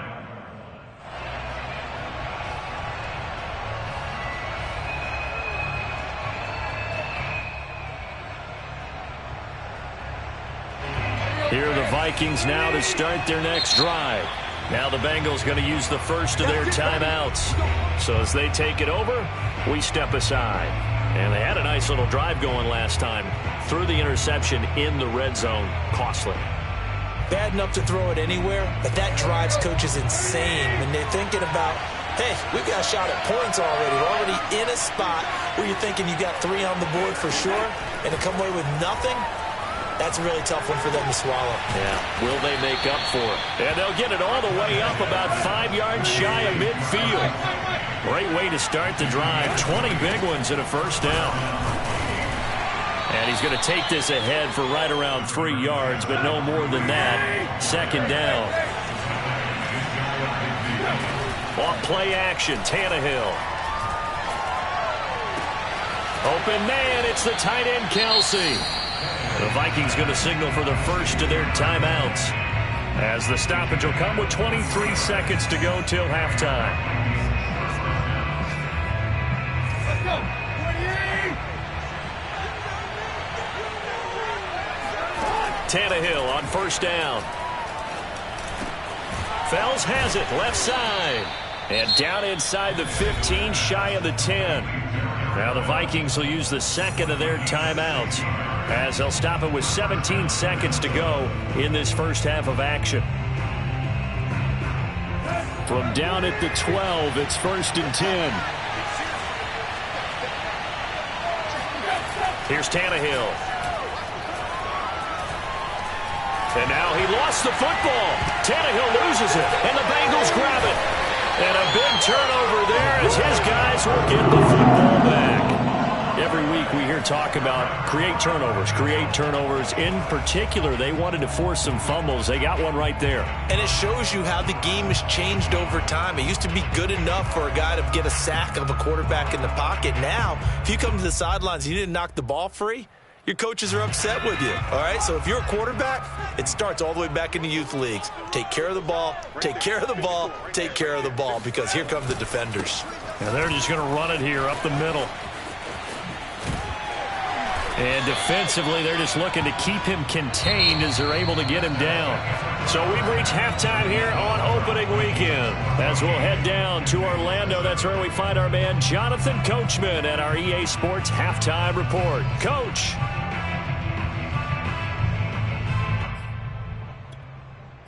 Okay, Coach, thanks as always. This one's still anyone's game as we welcome you back for quarter number 3. We'll see if week 1 fatigue becomes any kind of a factor as we are back underway in the second half. Well, from deep in the end zone, he's going to bring this out.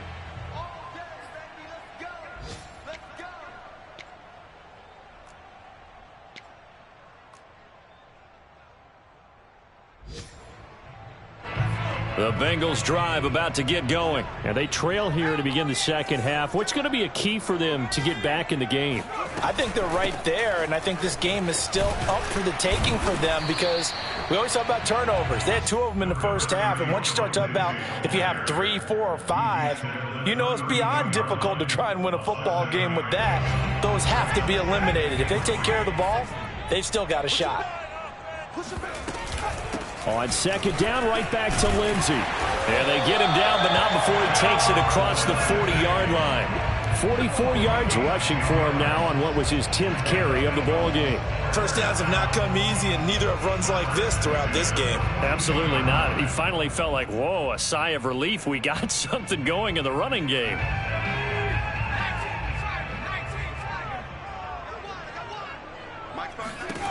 Now Jones on first down. And that one drops down, incomplete.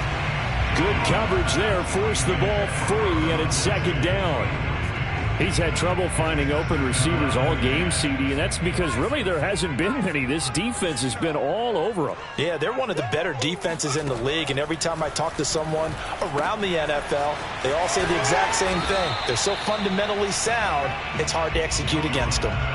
They get 6. That'll leave him with 3rd and 4. And at his size, he's a smaller back. You can get him to football. He can kind of get lost, make someone miss. It's good for him. Yeah, it's great for him. I like what you said there. Sometimes he gets lost in the traffic a little bit, but get him out in the open field into some space. That plays to his strengths the best and keeps him out of it where all the big boys are, you know, make someone miss in the open field. Just his 2nd catch of the game so far. This one moves the chains.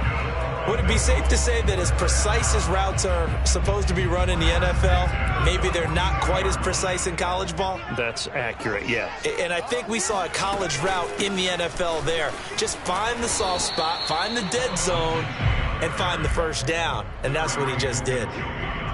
Give him a couple on the carry there, 2nd and 8. Ladies and gentlemen, that is a force of nature at the defensive tackle position. Yes, he's as big as they come, but still plenty agile. He's able to make a nice play there to swallow up the ball carrier. From the 40 now on 2nd down. Jones, and his throw's going to be incomplete. As a defensive back, you have some weapons at your disposal that we don't often talk about, and you can read the receiver's eyes, you can read his hands, and you know that the arrival of the ball is imminent, and that allows you to make a play on it and oftentimes knock it away.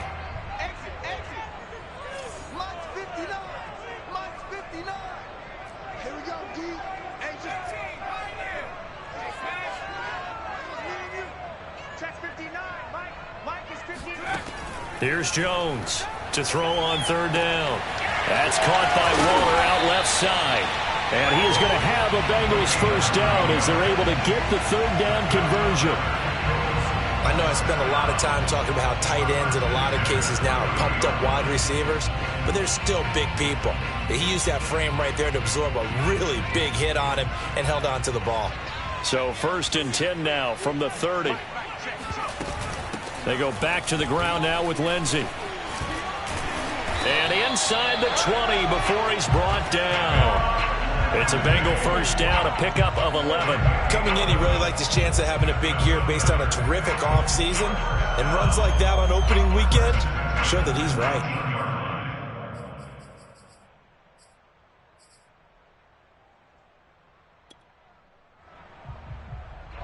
So here's a 1st and 10 now down inside the 20. They'll run here with Lindsey. And he stopped immediately there. No gain on the play. It'll be 2nd down. I think what we just saw there, partner, was linebacking speed that can trump O-line power. We see that at times because he filled the gap before the offensive lineman could get to the next level and take him on. Throwing on 2nd down, Jones. And he'll take it down here just shy of the 15 at the 16-yard line. 4 yards on the pickup, and that'll lead here to a 3rd down. He's already proven to be a factor in the running game on this drive. Now he gets involved in the passing game. I think what we're seeing here is the modern version of workhorse in the NFL, being able to run it and catch it with equal proficiency.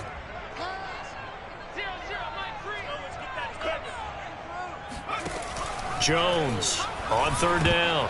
And that is incomplete. Oh, he did everything but hold on to it. But a nice play defensively, and now it brings up fourth down. Stephen Gostkowski on for the field goal. A 33-yard attempt. And Gostkowski's kick is good. And they'll cut the lead back down to 4 now at 14-10. So a decent drive there to start the third quarter. They only salvaged 3 out of it, but they inch a bit closer. Yeah, but still lots of time to go in this one. That's why you hear that clapping on the sidelines, right? Hey, got some points. As you said, inching their way back in. Time left to go out and get that victory. Johnson won't return this, and the football will come out to the 25.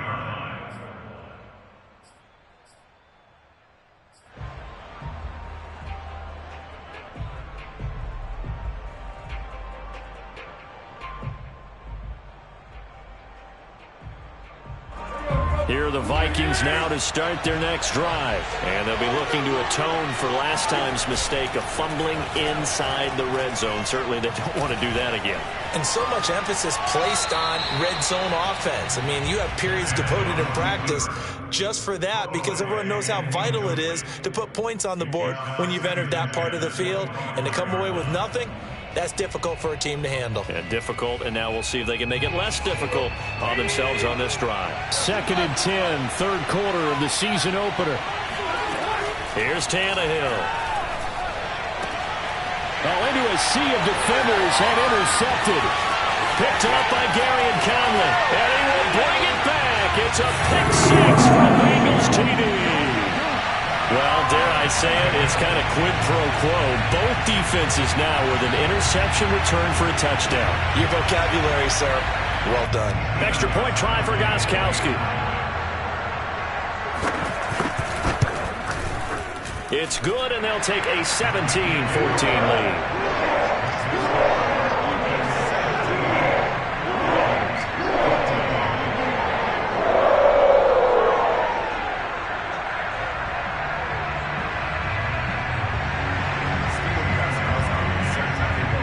So they throw the pick six. They'll get another shot at it now as this one's in the air. And no return on this one as the fair catch is signaled for and taken. The Vikings take over first and 10 at their own 25-yard line. Here are the Vikings now to start their next drive. They're sort of seeing themselves spiral out of control. Let's see if they can get things back on track.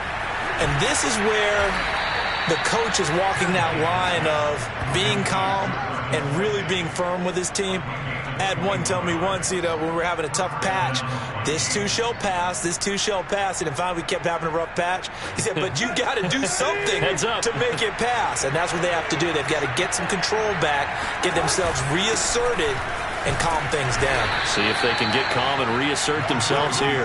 And across midfield he goes and into Bengal territory. 5 yards on the carry. Good pickup on first down. 5 yards remain on second down. Out of the gun, Tannehill. He's got his tight end. It's Fells. And he'll be out just a yard or two shy of the 30. The catch and run, good for 18 and a first down. When you get a big tight end like this, sometimes it takes more than one man to bring him down. Oftentimes, your best bet, just jump on and hold on and wait for your teammates to arrive to help get him on the ground. On first down, Tannehill. And he's going to be intercepted for the third time thus far. Picked off by the corner, Bradley Roby. There he goes, right side. And he will bring it back. It's a pick six for the Bengals TD. They were in a very good position to come up with a go-ahead score there. A really good drive. Instead, it turns into 6 points going the other way. Psychologically, I don't know what that's going to do to them. So as a coach, you're looking at that as at least a 10-point swing, right? Because they had the field goal in their back pocket. They certainly did, and you're right. At least a 10-point swing, maybe more. Gostkowski with the extra point, and his guys will take a 10-point lead.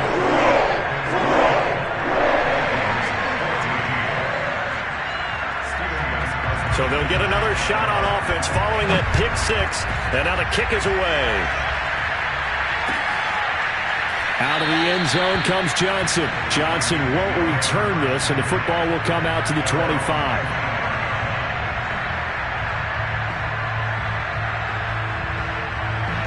Here are the Vikings now to start their next drive. And following the pick six, and they have decent field position in throwing that pick six. We'll see how they attack this drive.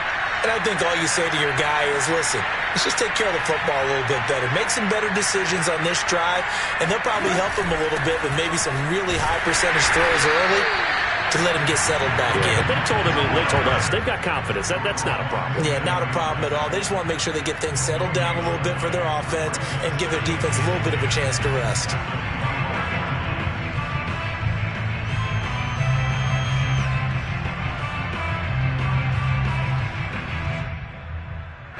So 2nd and 10, third quarter. Thanks for tagging along with us here from the Queen City of Cincinnati. Tannehill now to throw. And incomplete on the deep ball. And now offensively it's 3rd and 10, and I'm just thinking to myself, actors always say, what's my motivation before a big scene? Right now the play caller's thinking, what have I done before that's worked well that I can go to right now? Yeah, because they were pretty successful in the first half scoring points. Haven't done anything so far here in the second half. An important play right here, 3rd and 10. And I would expect pressure here. And his pass is intercepted for the 4th time today. Picked off by Quandre Diggs. And he'll get this back to the 32-yard line. The one thing you always like about Quandre Diggs is his ability to bring his cornerback build and skills to the safety position. Had a career-high 5 interceptions leading the Seahawks in 2020, where he was a first-time Pro Bowler. I love the way he plays in the secondary. Working his way for a gain of 7 to the 26. An opportunity to get a drive started here at the end of the 3rd quarter. What you're trying to do is break the game down a little bit. Don't let your guys see too deep into the game, into the future, and say, oh, we got to get here. No, right here, right in front of them, melt the clock down, get to the 4th quarter, try and keep going. And try to keep that lead. Exactly.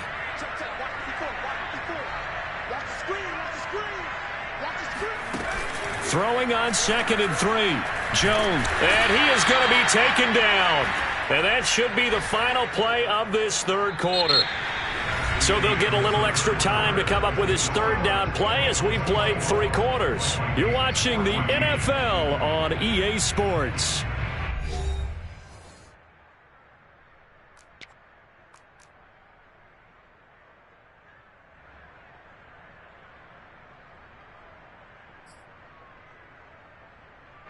Now the Bengals on 3rd down. They've converted 4 times out of 6. Not bad. This is 3rd down and 12. Looking to throw. Jones. That's going to be caught by Samuel. And he is out of bounds, but first he gets it inside the 10 to the 7. They're able to convert on 3rd down, and that sets up a 1st and goal. A nice throw there. We've seen a lot of those from this young man. And how would you assess, Charles, his first start thus far? I think it's been everything that they could have asked for because he's handled all the basic things quite well. And even some of the wrinkles that have been thrown at him, he's shown a lot of poise throughout and made some nice plays.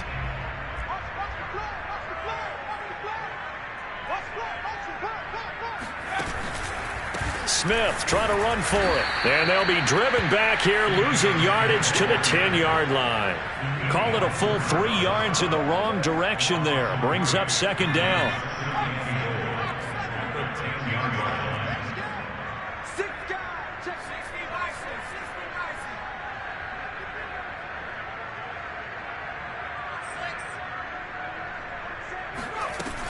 Another try for Smith. And he's going to battle his way down right around the 2-yard line. A nice run there, 8 yards, moves him much closer to the goal line now for 3rd down.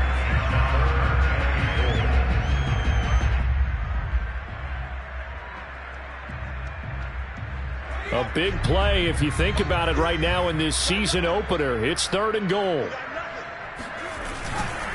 Lindsey. And he'll take this into the end zone for a Bengal TD. Phillip Lindsay taking it in from 2 yards out. And the Bengals are looking good here in the season opener as they're able to extend their lead.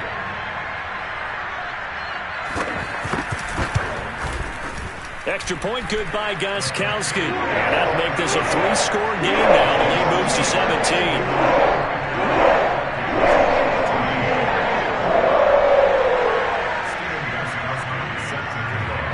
Gostkowski now after the touchdown. He'll send this one away.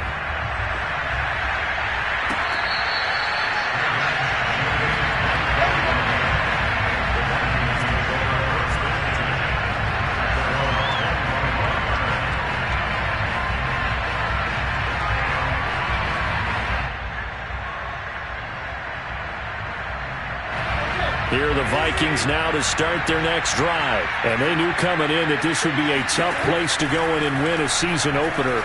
But this has just been a performance. And my goodness, another interception. Picked off by the corner, Bradley Roby. I'm starting to wonder, Charles, with 5 interceptions, is that the last that we've seen of him?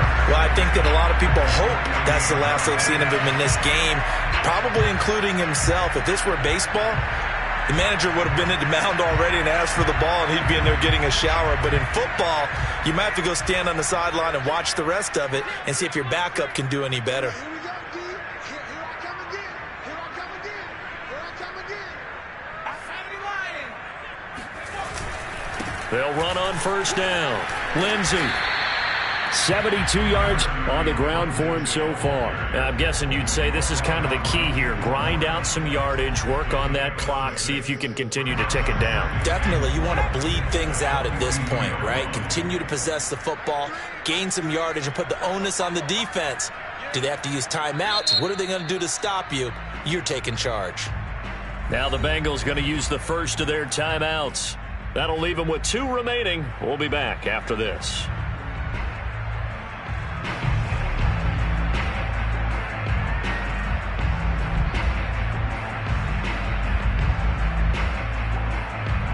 Four yards remain for second down.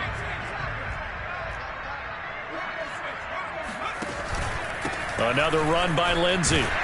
And the stop here will come at the 38-yard line. 4 yards the pickup, first down. So many teams want to throw the ball in this situation nowadays, but I love watching a team that has enough confidence to go ahead and run the football. In that situation, that's almost a tendency breaker.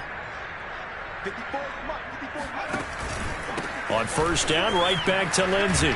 And they're going to stop him right at the line of scrimmage. Just no cutback lane to be found whatsoever. 2nd and 10. Run blitz there defensively, something we might see more of here in the fourth quarter. I think we'll see a lot of it, and the difference between that and a pass blitz, you're just trying to get to the quarterback. You're trying to scheme someone open who will get to the QB and make sure he gets on the ground. In a run blitz, you're actually trying to cover up gaps, trying to cover up holes so they can't run the football. They get 6. That'll leave them with 3rd and 4. 3rd and 4.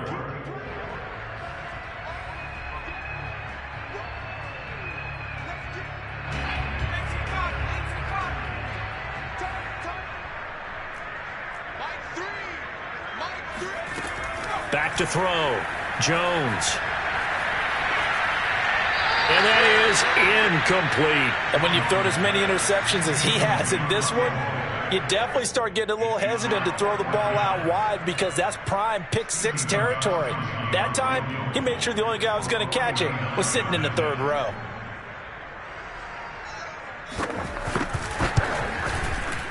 Gostkowski's kick is good, and that will push this lead up to 20 now. So it's 3 more points, and that widens this thing out even further here in the 4th. And you know in this league, you can never have enough points, but this widens it out, as you said, and now it's all about ball control, isn't it? Gostkowski now converted for 3. Now he'll kick this one away.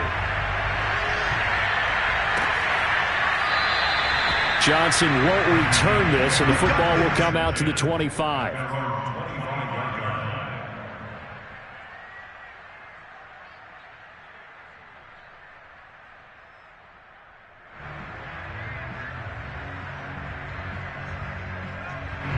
Here are the Vikings now to start their next drive. And last time wasn't pretty. One play and an interception. We'll see if they can do better.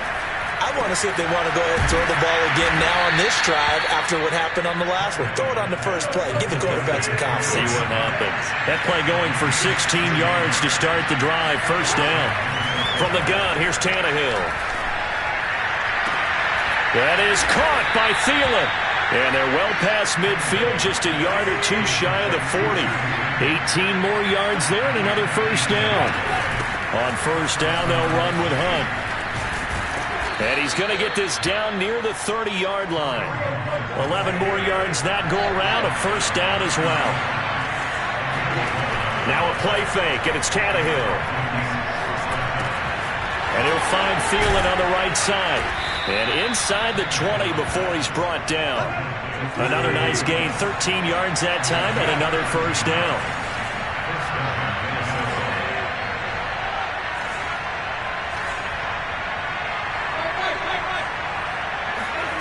From the red zone now, Tannehill.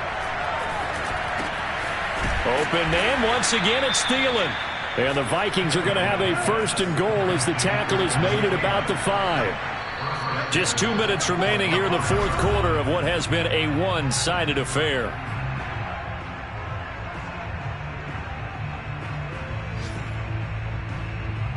So the Vikings in possession of the football as we get you reset. They've got it first and goal as they look to punch in a late score. Flush to his right. And he will score. Touchdown, Vikings. Ryan Tannehill, a 5-yard touchdown run. And the Vikings have got it back to a 2-score game here in the fourth. Extra point by McLaughlin is up and good. And that cuts this lead down to 13.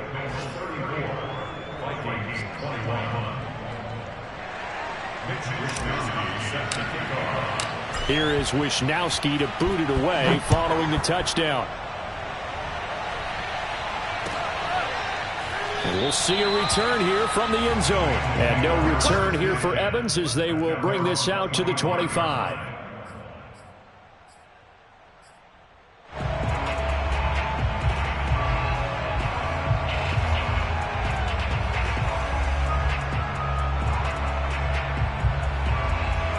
The Cincy offense about ready to go here on their next drive. And a few kneel downs should just about do it. Now, defensively, they do have all 3 timeouts, but very little reason to use them at this point.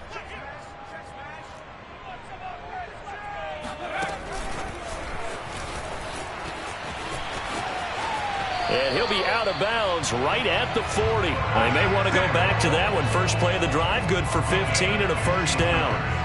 Boy, an effective play there, getting their wideouts involved in the run game. And what they're always hoping on that type of a play, that they can get to the end of the line and have a chance to turn it upfield as he did there.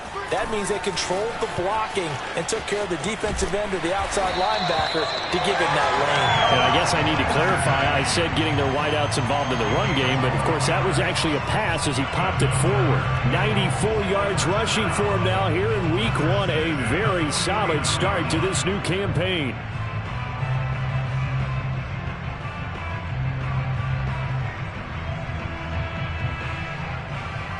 Not totally home free yet, but it's looking good as they come up first and 10. Here we go. Mike 3, Mike 3. Combo, combo, combo.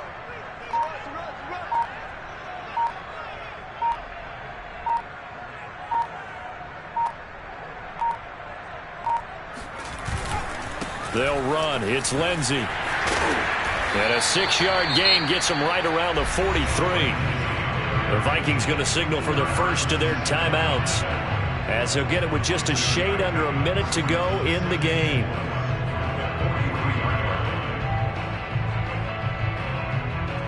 So they come up on second down, and they can get another run like we just saw. Would likely put an end to this thing. Now a handoff for Lindsey. Lindsey, first down and more than that. And he'll finally be taken down at the 18. A big pickup there, and without question, that should be more than enough to wrap this one up. No doubt those are the types of carries they're looking for here, Charles. The lead in the fourth quarter. This is when coaches that have a reliable running game, they breathe a little easier on the sideline. Yeah, they love the idea that they can take the air out of the football at this point of the game. That means they're really counting on that offensive line, counting on the runners, taking care of the football. Because you're going to tell your quarterback, hey, no time to be a hero. We're not going to throw it here. Just eat up that clock. And if you have the ball, they can't score. The defense can stop it twice more as they take a knee here.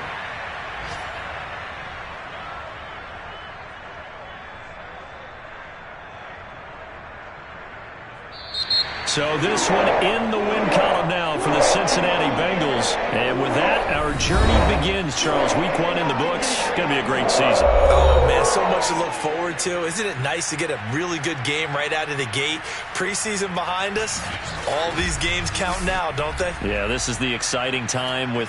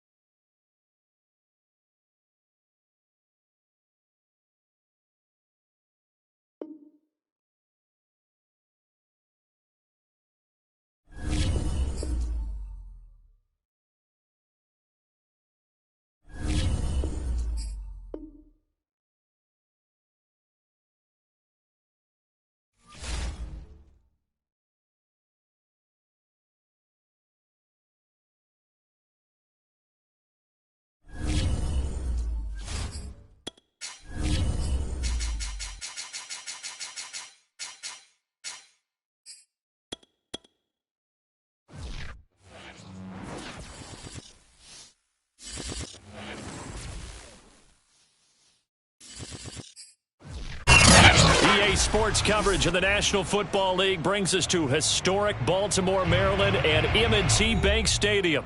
The two teams emerging from their respective tunnels a minute ago to the approval of this Baltimore crowd. They're all set as their Ravens will match up with the Minnesota Vikings. The first 2 months of the regular season down. What will the final two bring us as we're off in Week 9? This will be fielded inside the 5. And he won't get this to the 20-yard line as he's down at the 19.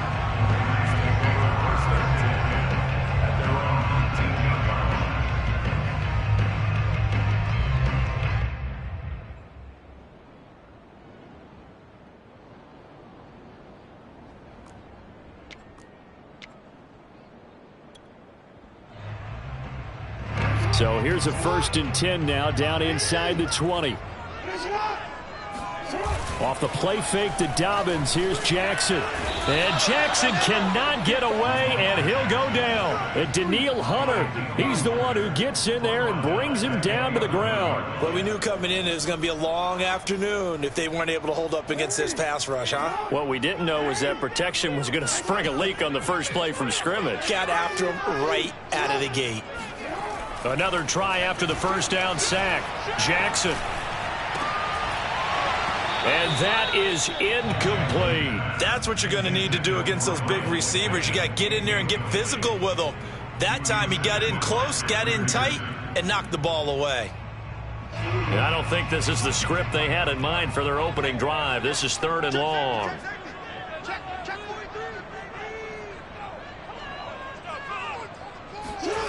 Now Jackson. And that nearly an opening drive INT, but it does fall incomplete. Not the way he wanted to start this ball game as it brings up 4th down.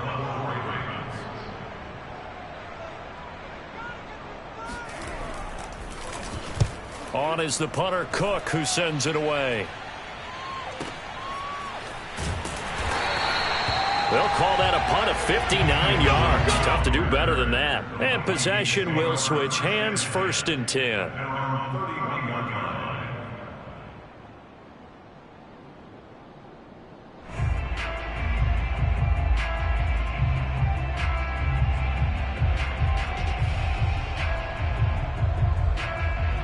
Line of scrimmage, the 31 now on 1st and 10.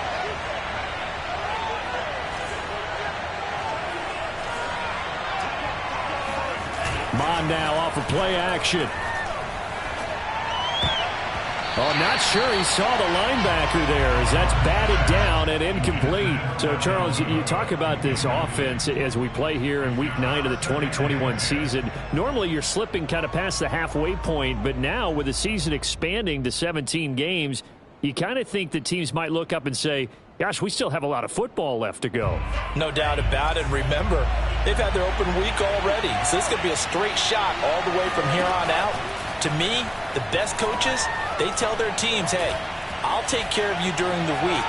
You just leave it all out there on game day, and I'll make sure you're ready for the next one. He'll end up getting 5 out of that, but now they're looking at 3rd down.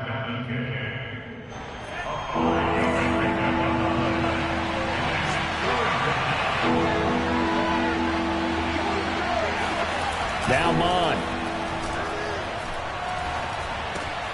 They're looking for Jefferson, but this is intercepted. Picked off by the rookie Odafe Oweh.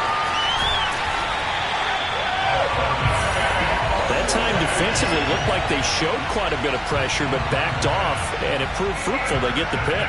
He went through all of his rules about getting rid of the ball quickly because he read blitz. He saw all those people stacked at the line of scrimmage, and then they fooled him by dropping into coverage. Now he's ready to get rid of the ball fast, but guess what? Too many defenders out there. Exactly as you described, an interception. Murray.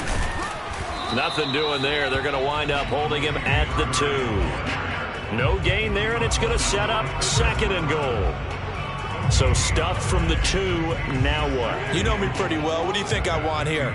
Play action? Definitely. Let him get outside and create. And if he has to run it, he has a little bit more space. Once more, Murray. He fights forward for a couple with a penalty flag down.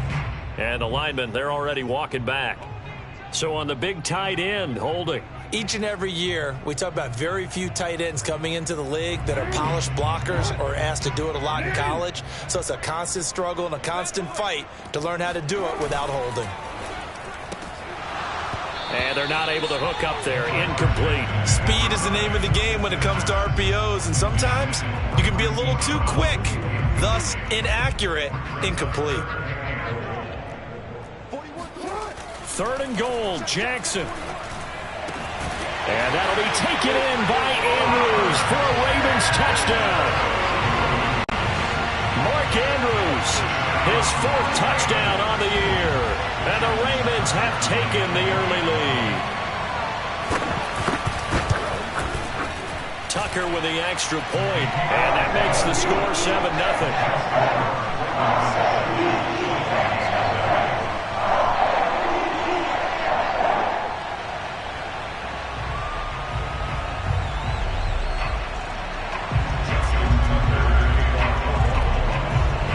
Tucker now to kick it away following the touchdown.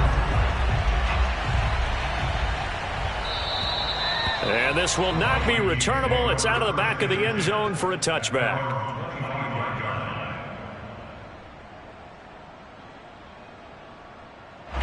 Here are the Vikings now to start their next drive. And, Charles, if the season ended today, and it's not going to, we still have December left. More football. We're only in November. But they would be a wild card team. And that's great. They'd be in the playoffs, but you know they're trying to bump up to be one of those division leaders. That guarantees you at least one home game in the playoffs, and that's what you're really seeking. But there also isn't much margin for error for this team, right? Because right where they're sitting, a 2-game losing streak could have them out of the playoffs, so they've got to make sure they continue to keep the momentum going. Absolutely. There's some sharks smelling blood in the water behind them.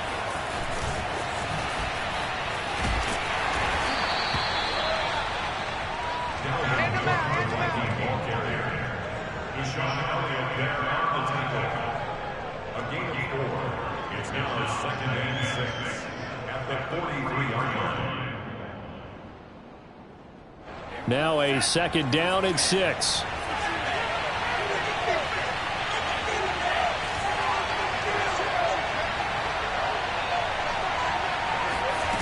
They go play action here. Mon. And he fires one incomplete. I think he's a little trigger happy right there, and it turned into an ill-advised throw into their zone. Well, we know he has confidence. He'll throw it any place, anytime, anywhere. That time it fell incomplete. 6 yards to go.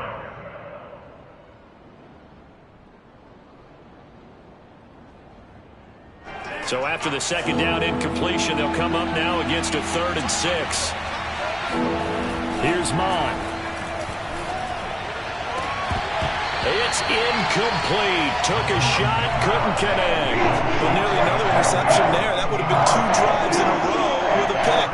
He's got to start taking care of the ball way better than what we're saying. Interestingly, that throw was probably worse than the one he threw the interception on last drive, but fell incomplete.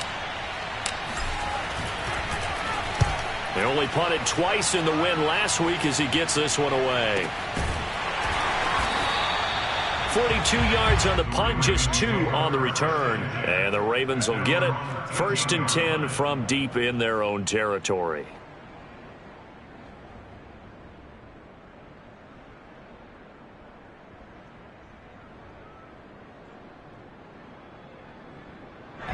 The Baltimore offense at the line, set to get going. Coming off every player's friend, the open week from last weekend. Oh, there's no doubt about that. Even if you're coming off of a loss as they did, the open week is exactly what you need after you kind of get over it a little bit, right? Rest up the mind, rest up the body, get yourself ready to go. And they have to be eager to play again, especially since they lost the last time out. A good gain on 1st has him set up with 2nd and just a couple of inches now from the 29. Jackson on the give to Dobbins. And nothing doing. He's immediately taken down at the line of scrimmage. Not enough there for a 1st. No gain, as a matter of fact. And it leaves them at 3rd and 1. This defense for the Vikings, they were very good in the win over Dallas a week ago. And what I saw on film was a nearly unstoppable pass rush. 5 sacks last week, plenty of hurries given up. So now what do you do on offense? You just max protect, keep everyone in and run the ball, or maybe just 1 or 2 receiver routes in order to try and keep your quarterback upright.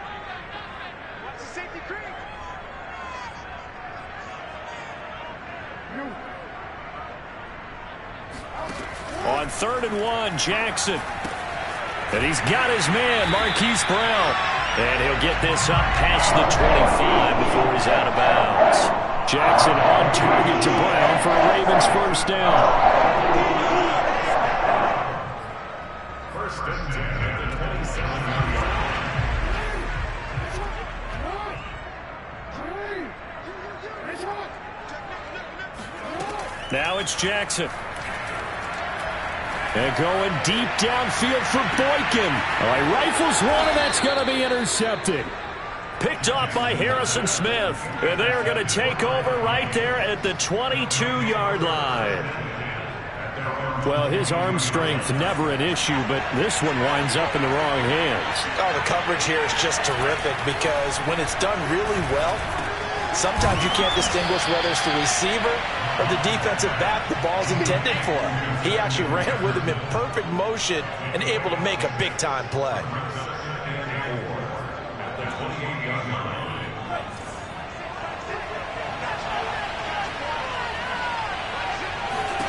Throwing again on 2nd down. Mond. And this one taken in on the right sideline, but not in the field of play. They say it's incomplete.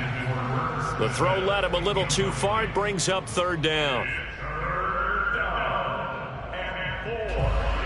Now they face a 3rd down and 4 after that incompletion on 2nd down. Mond going to throw it. Under pressure is Mond, and he'll go down. Man who is done.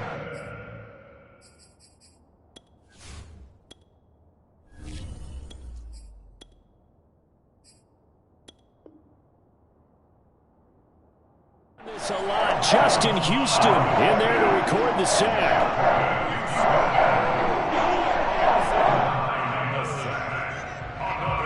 Here's Thomas Morstead now as he'll kick it away for the 2nd time.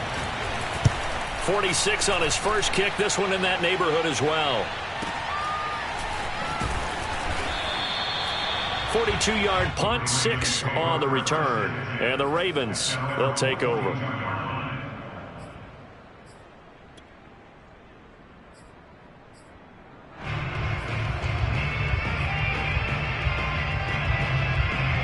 The Raven offense set at the line for this next drive. And following the interception, we'll see what they can put together on this drive.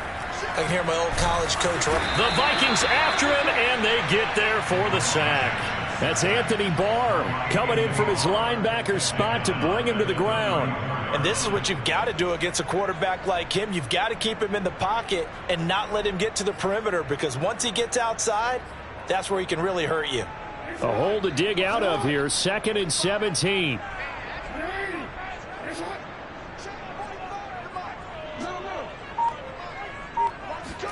Another try after the first down sack. Jackson. That's complete. It's Devin Duvernay. It's a pickup of 12, and that'll set up a 3rd down.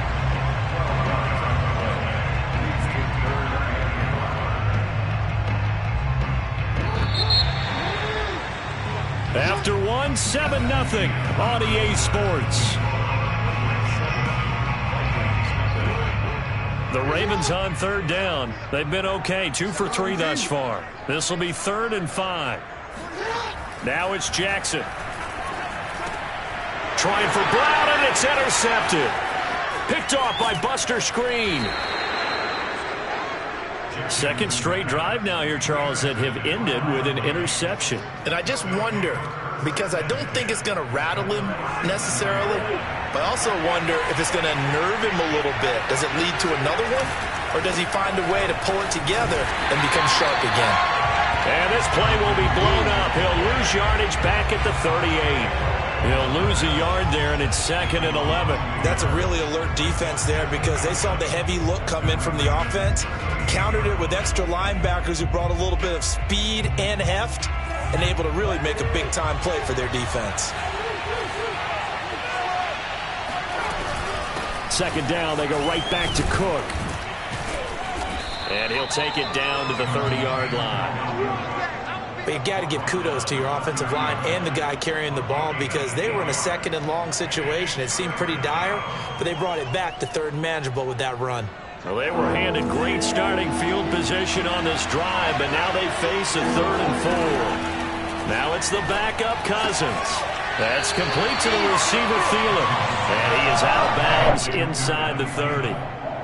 Well, it wasn't a big strike, but that completion put them in really great range. What do we have now, 4th and inches? Yeah, it's not more than a half a foot. You know what I would do here? You would always go for it. I'm one of those guys. Running for it, here's Cook. And this is going to be nowhere close. Needed some inches and ended up losing yardage. Dalvin Cook turned away on 4th down. And the Ravens are going to get the football back. The Baltimore offense at the line, set to get going. The drive will commence with a run by J.K. Dobbins. A gain of 3, 2nd down. I don't think any of us were surprised that they decided to start this drive on the ground after the last 2 drives ended in interceptions. Unfortunately, though, not a lot going on that first play. Yeah, I think the anticipation was felt also by the defense. 3 yards on that last carry. Here's 2nd and 7. Jackson from the shotgun. Throwing the out route incomplete. It's Andrews. Jackson to Andrews on that one. 1st down, Baltimore. When an offense reads blitz, doesn't matter where it's coming from, tight ends know that they become a big part of the passing game because they should be an easy outlet when all those extra bodies are trying to get to the quarterback. A hot route, so to speak.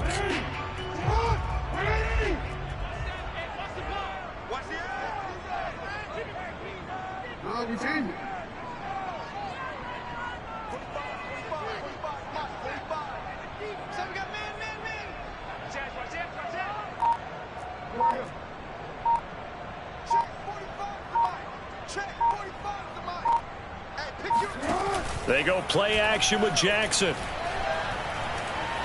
He's going to air one out. And it's incomplete. Took a shot, couldn't connect. Sure, that pass was incomplete as they made an attempt to get a big one downfield. But that's okay because the second part of that is if you don't get the completion, at least you've told the defense you're trying to stretch them out a little bit, and they may have to change accordingly. After the incomplete pass, here now is 2nd and 10. Jackson hit, and he lost the football. And the Vikings pick up the football. And they are going to bring this one back. It's a fumble return, a scoop and score for the Vikings. And Charles, look at the big fella. What a rumble that was. Not only to scoop it, but then take it the rest of the way for the touchdown. And now you know they're going to have to hear about it from now on. The defensive backs, he's going to want to run with them, do their drills, the whole deal. He thinks he's the pace setter now. It doesn't matter what happens in practice this week, he's smiling. So all even at 7 now as they kick it away. And that'll carry over the back line of the end zone for a touchback.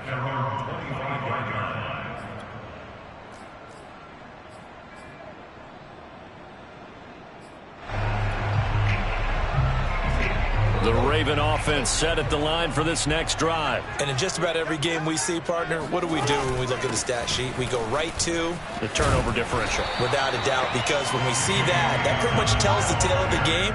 And I know there's still plenty of time to go, but you've got to take care of the football in order to win it. 9 yards is the pickup there, and they'll have a 2nd and 1.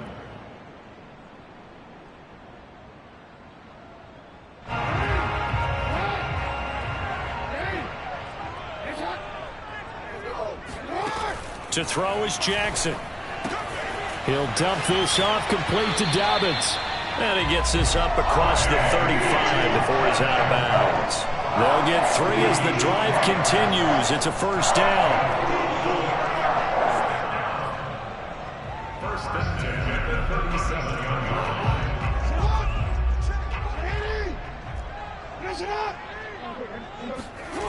Play action. Now Jackson. Rolling to his left.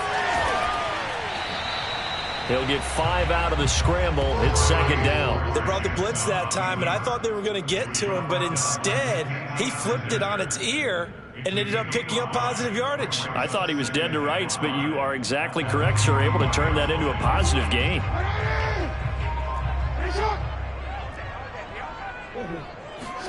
To throw again on second down. Jackson.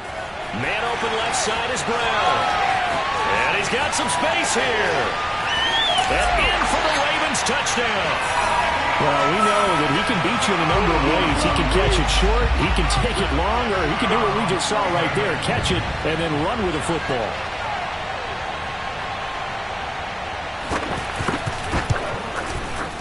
Tucker able to connect on the extra point, and that makes the score 14-7.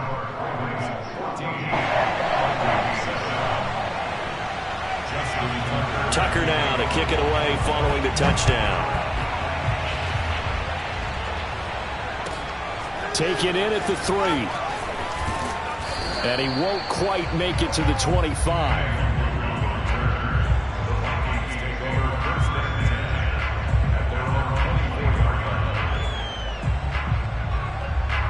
Here are the Vikings now to start their next drive.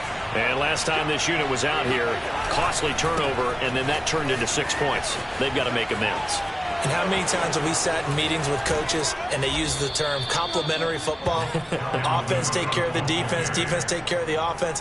That didn't happen on the last possession. This is a chance for them to pick themselves back up and help their team. Yeah, we'll see if they can recoup and recover.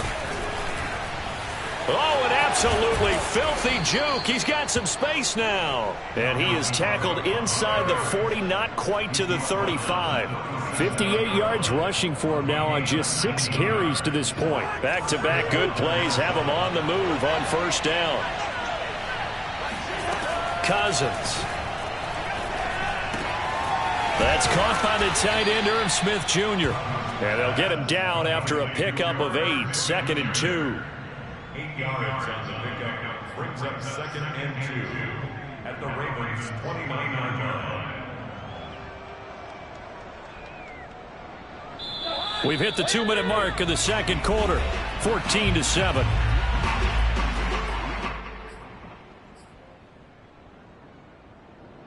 And we'll remind you that coming up at halftime, we'll join Jonathan Coachman and the gang in Orlando. Coach will have stats and scores from the early games going on here around the NFL.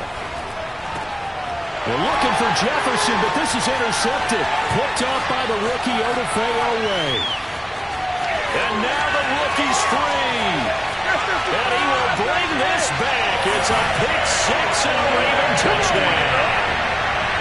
A big play there by the rookie. An interception followed by the return for 6 points. If you want to be accepted by your teammates and coaching staff, make plays like that. Tucker with the extra point. And it's now 21-7. So they throw the pick 6. They'll get another shot at it now as this one's in the air. Fielded just outside the goal line. And he'll be tackled just shy of the 25. The Vikings take over 1st and 10 at their own 24. Here are the Vikings now to start their next drive. And last time, decent field position through the pick 6. Obviously costly. But they can't afford to just bunker in now. All right? Good field position means go ahead and attack on offense. Try and press the advantage a little bit. They just have to be better with the football on this possession. So that didn't bother you too much last time? No, because it's exactly what you're supposed to do. You can't have good field position and not try to take advantage of it. Sometimes the defense makes a good play, too. On second down, Cook. A very good move, but for a relatively modest gain out near the 32. That'll leave him with a 3rd and 2 coming up. They got 8 yards there. He's going to get this one down to Cook. And he will have first down yardage as he's brought down at the 41. A strong 8 yards will keep this drive rolling. Play action now. Cousins. They'll roll him out right. And he'll go out of bounds. It appears right at the 45. He'll wind up getting right about 4 there on the scramble, and it's second down. I think we have to give credit to him for buying time and extending the play. But, you know, there's some really upset defenders on that one. They thought that they had him. Instead, he was coated in Teflon and got away. Looking to throw again on second down. Cousins. Throw left side, taken in by Jefferson. 7 yards there and a first down. To throw, Cousins. That is caught by Thielen. He'll get this one down near the 20-yard line, just shy of the 20. The Vikings going to signal for the first of their timeouts as they stop it with 28 seconds to go in the first half of play.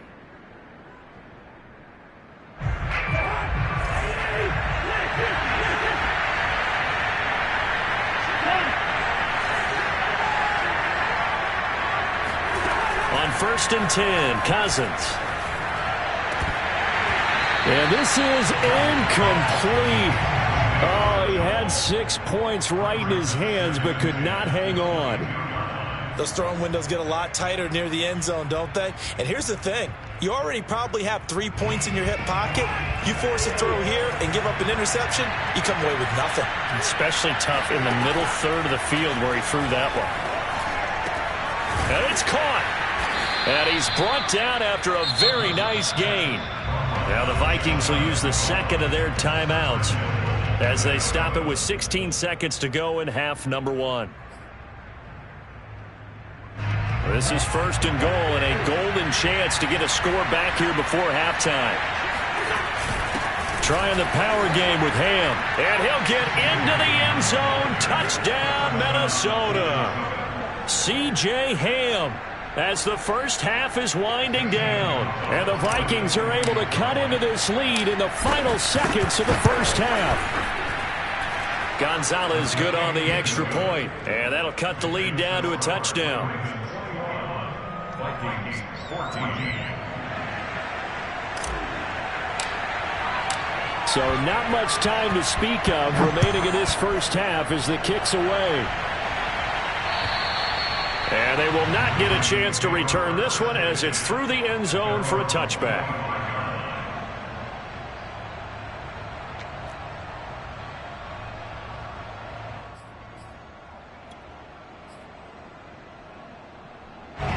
The Baltimore offense at the line set to get going. And with a 7-point lead, they'll likely look to take this to the locker room and not really press the issue. A nice start to the drive, picking up 12 yards there and a very quick first down.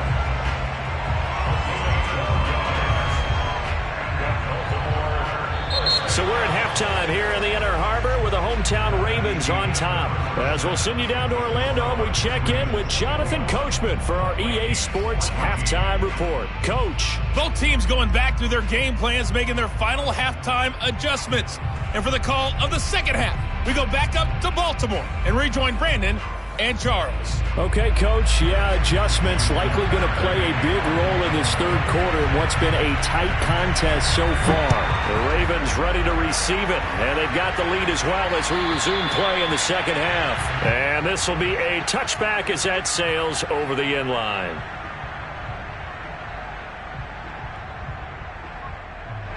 Here are the Vikings now to start their next drive. They do trail, but they have a chance to possess the football first to try and do something about it.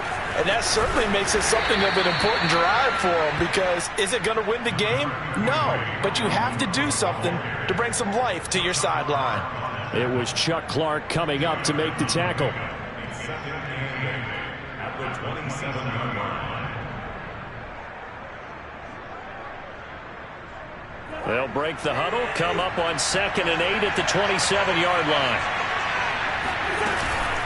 Again, it's Cook. And he is going to be stopped cold behind the line of scrimmage. A yard in the wrong direction makes third down tougher. 3rd down and 9. That's a tough one right there. He ran right into the teeth of the blitz as the linebacker was freed up in order to stump that one for a loss. I think quarterbacks got to see that. Got to find a way to audible into something a little more advantageous. On 3rd down, Cousins. Open man is Thielen. It's complete. And he will have a Vikings first down as they're able to get the third down conversion. He's such a good route runner. Shows it there on third down. Very proficient and a good pass. And you know what I've observed over the years in the NFL? The better a route runner you are, the more confidence your guy's going to have in you to go to you in important times because he can trust you being in the right spot, and they connected there and picked up a first down. Just a yard on the pickup there, and it'll bring up a 2nd and 9.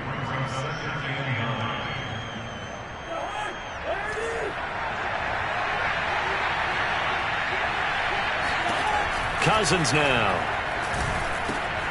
Able to get this to Gordon. The reception good for 7. It's third down.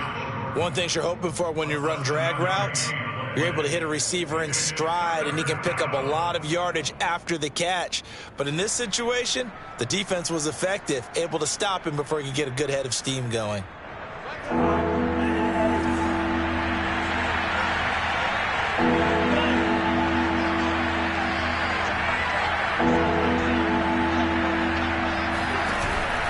They'll run it. Here's Cook. Dances by him, and he is tackled inside the 40, not quite to the 35. 78 yards for him on the ground now as he has been terrific here this afternoon.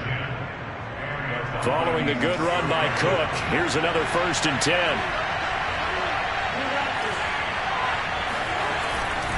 Now a handoff here to his running back.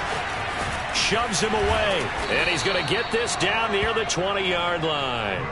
Back-to-back nice gains. That one for 14 yards and another first. And that's why Dalvin Cook is the Minnesota Vikings featured back. You put the ball in his hands, good things happen. Second in the NFL last year in rushing with 1,557 yards, and that's now back-to-back 1,000-yard seasons with 30 combined total touchdowns.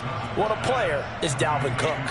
11 more on that one and another first down. Well, this has certainly been a nice drive with the way they've spread the football around. Here, they even get the fullback involved in the passing game. That's got to cause a lot of consternation on the defensive side. You've got to cover him, too. That makes things really difficult. And it's intercepted at the goal line. It's Chuck Clark picking it off. And a big turnover there as his guys will get the football back. So it was a drive that had real promise here to begin the third quarter, but ultimately derailed by the INT. And that was the position you wanted to be in. Coming out to start this third quarter, get a nice drive going, looking for the end zone. Possibly got a little bit too greedy right there. The Raven offense set at the line for this next drive. And their defense just helped them out by getting the football back on the opening drive here in the second half. And now can the offense follow through with points on their first possession? And that's a big one for them because after the work the defense has done, they've got a chance here to open up this lead. 5 yards is the tally on first down. That brings up 2nd and 5.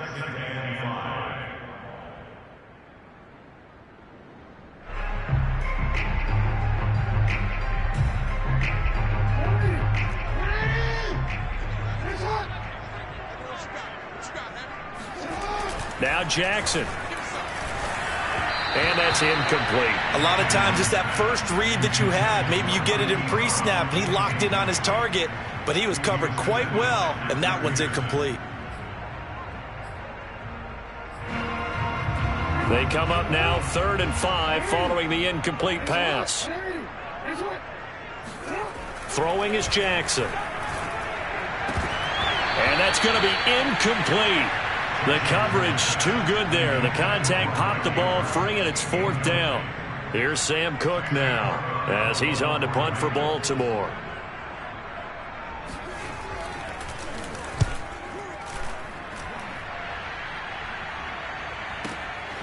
This is taken at the 15. A very good punt, but a 16-yard return. And the offense will take over with a new set of downs.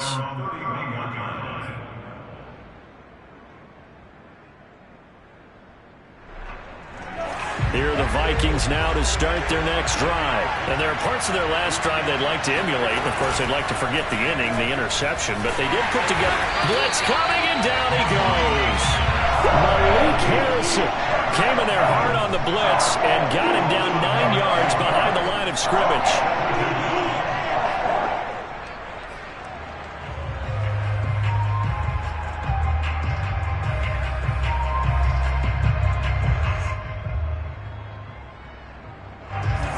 the sack, it's 2nd and 19, and the road gets a bit tougher from here.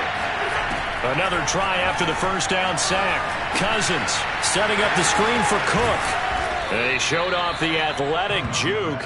Good little gain there. Not a whole lot of real estate, but a nice carry. They'll wind up getting 10 back as that sets them up for 3rd down. From the shotgun, it's Cousins. Throw to the right here to Gordon. And he'll get this only to about the 38 as they stop him a few yards shy of the line to gain. The completion good for only 6, and that'll bring up 4th. Here's Thomas Morstead now as he's on to punt for Minnesota.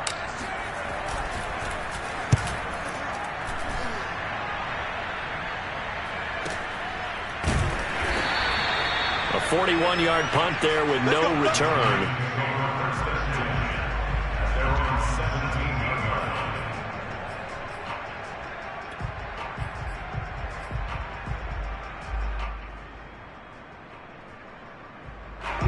The Baltimore offense at the line, set to get going. This crew had to punt last time they had the ball, but when you've got a lead like this, you can under a heavy rush, and down he goes. Michael Kendricks coming in to drop him. Well, Lamar Jackson, for all the talents of escaping pressure that he possesses, he was helpless to do much of anything there. He had no chance. Yeah, that's one where you turn to your lineman and say, guys, can I get a little help here? And you have to ask politely because, remember, they're blocking for you the entire game. But as a quarterback, you've also got to have the clock running in your head when you need to get rid of the football. But this time, he had no chance. They were on him instantly. After the sack on 1st down, Jackson. That'll be taken in there by Miles Boykin. And he'll be taken down, but not before he gets this football out shy of the 30 to the 29. 19 yards to pick up there. Move the chains.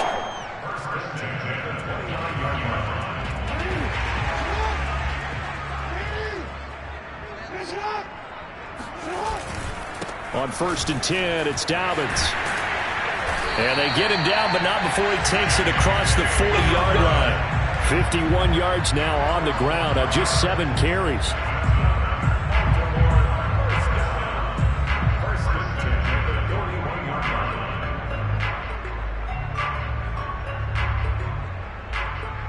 And that is going to do it for this 3rd quarter of action. We'll return with more after this. You're watching the NFL on EA Sports.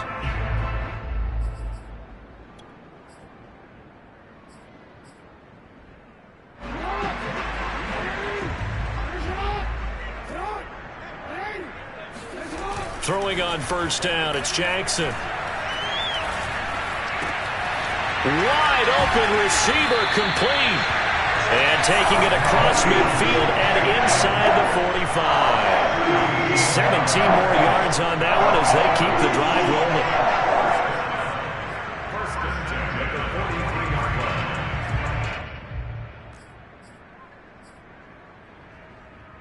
From Viking territory now, they'll come up 1st and 10 at the 43.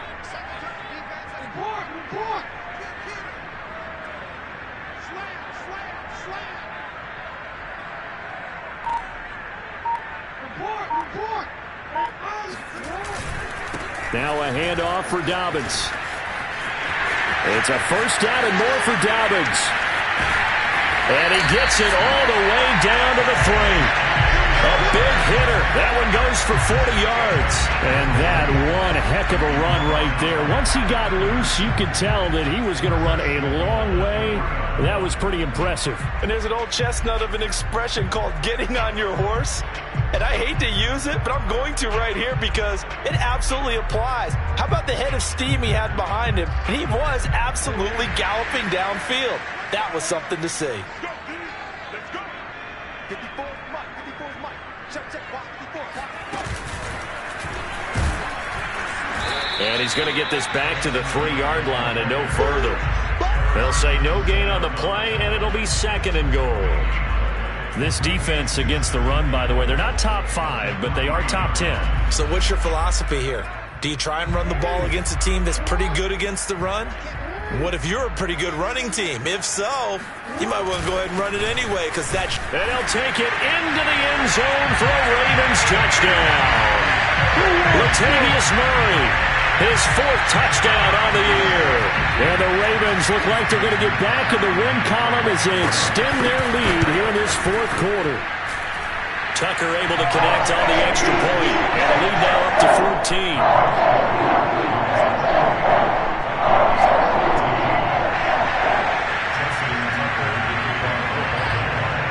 Tucker now to kick it away following the touchdown.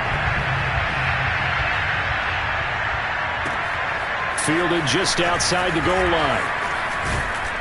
And they'll get him down inside the 30 at the 27.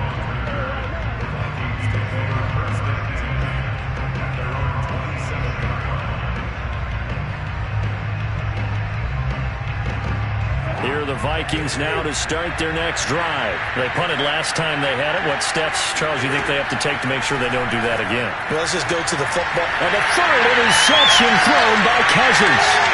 Picked off here by Jimmy Smith.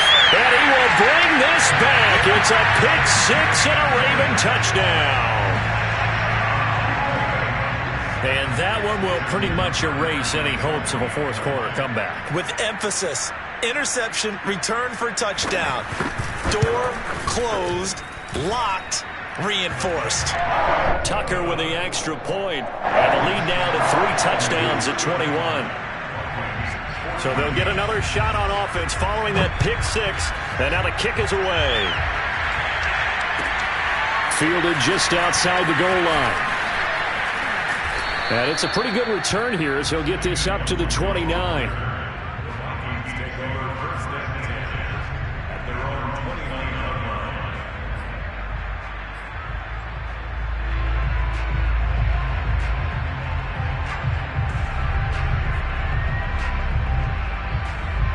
Here are the Vikings now to start their next drive. And that last pick 6 may have been the backbreaker as they now face a 3-score deficit in the 4th quarter.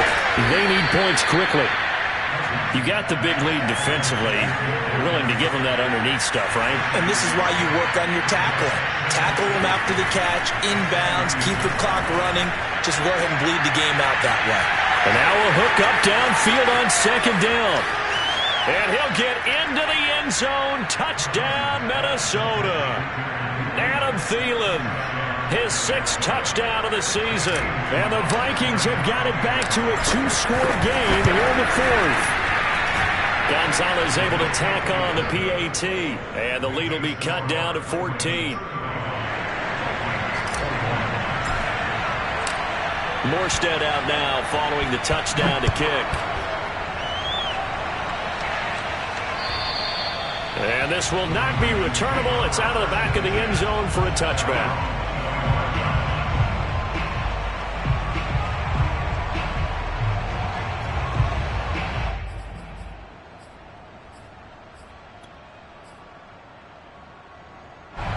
The Raven offense set at the line for this next drive. Now, there are 2 scores on the plus side. Still time here in this 4th quarter, but maybe you start thinking about playing keep away? Yeah, I think here's the situation. You're not thinking touchdowns anymore. You're just thinking first downs. To keep up with your theme there, playing keep away, first downs, they can't touch the ball. They're backed up here with a 1st and 20 now after the holding penalty. Here's a give to Dobbins. Eric Kendricks in on the tackle. Brandon, you know how many times we've done games, and at the start of the 4th quarter, we see both teams hold up the 4 fingers. 4th quarter is ours. Well, how about this drive? You saw the 4 fingers for 4-minute offense, and this offensive line has really hunkered down and established themselves. Now, this is where they say, put the game on our shoulders, we'll lead the way, right? No doubt about it. And let me tell you, if you're a running back, all you want to do is get behind those big fellas, have a little vision, and find some space. And a solid way to do that on the first play of the drive there. That'll get a little bit back, give him 5 on the run, and they'll be left with a 3rd and 13.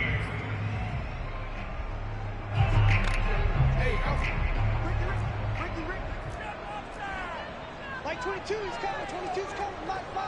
Here we go, G.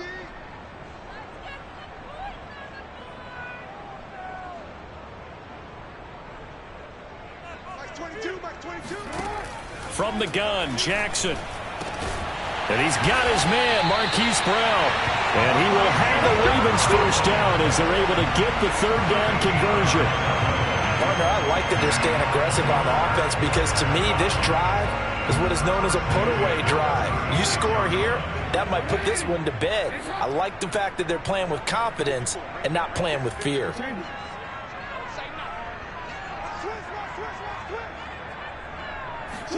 On 1st and 10, it's Jackson. Going with a screen for Murray. And he'll have it past midfield almost to the 40 before being taken down. 23 yards on the play. But when you're up by 2 scores in the 4th quarter and you're going to throw the football, expect to see a lot of man coverage because usually what comes along with man coverage is pressure. So if you're a play caller and you want to keep throwing the football, that's fine. Just make sure your offensive line understands they're going to get additional guys running at the quarterback. Throwing on 1st down, but this one winds up to be incomplete. They've given up a few first downs on this drive, but getting the incompletion there, that should give them something to build on and maybe turn the tide. 54. On 2nd down, a run with Dobbins. And he's going to be stopped just short of the first down marker at the Vikings 33. 107 yards rushing for him now as he has been tremendous all day long. Whistles now in a timeout defensively. So a wise move as they'll use the first of their timeouts to force one more play before the 2-minute warning. The Ravens on 3rd down. They've hit it 50%, 3 of 6 to this point. Here it's 3rd and 2. They keep it on the ground, but this time it's Murray. 2 minutes left to play in this football game here on EA Sports. So it's Raven football here as we welcome you back. And no doubt what they're looking to do is just salt away the final couple of minutes and escape with a win. Jackson going to find his running back here. It's Dobbins fighting his way through contact. Touchdown! J.K. Dobbins, his 6th touchdown of the season. And the Ravens have pretty well put it away here in the 4th quarter. Getting your back involved, what's the importance there in the passing game? Well, oftentimes you can create mismatches because who's going to cover him, and you get him into space, which is where he likes to operate with the ball in his hands. Oftentimes makes people miss, gets that run after the catch, and off he goes. And into the end zone. And that'll carry over the back line of the end zone for a touchback.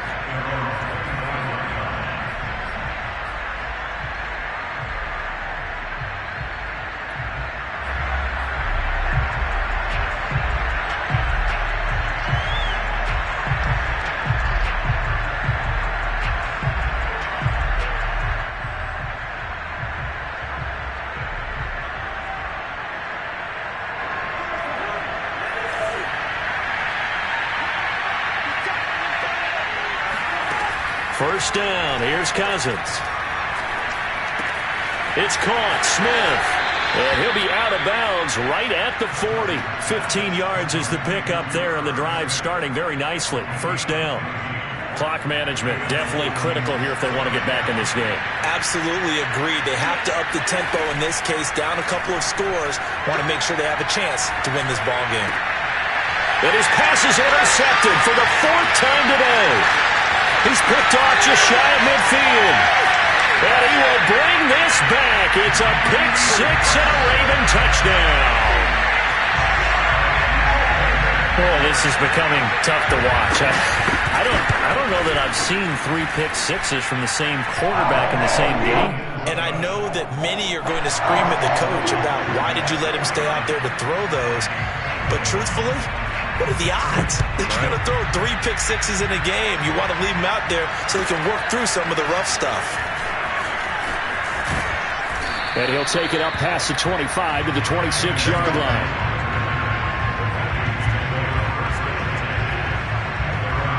Here are the Vikings now to start their next drive. They're down big here late. I don't know. You just one last drive here for pride. And the pressure too much that time as Cousins goes down. And you could say that is just another cherry on top for this defense, that entire team.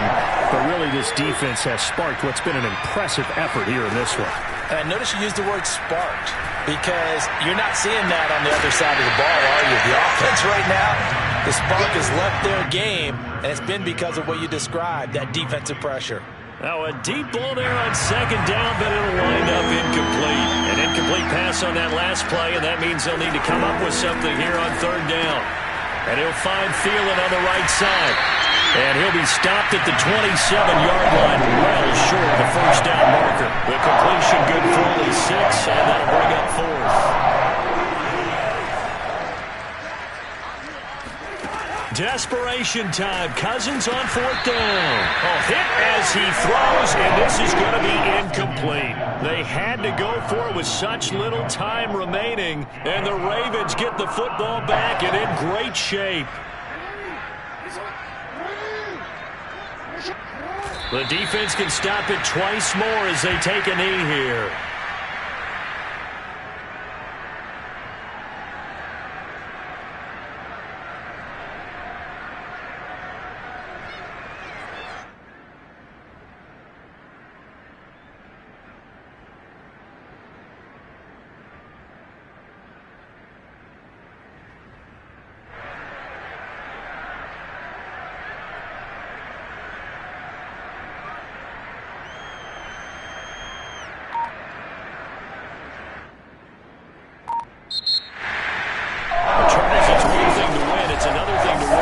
The amount of points that they did.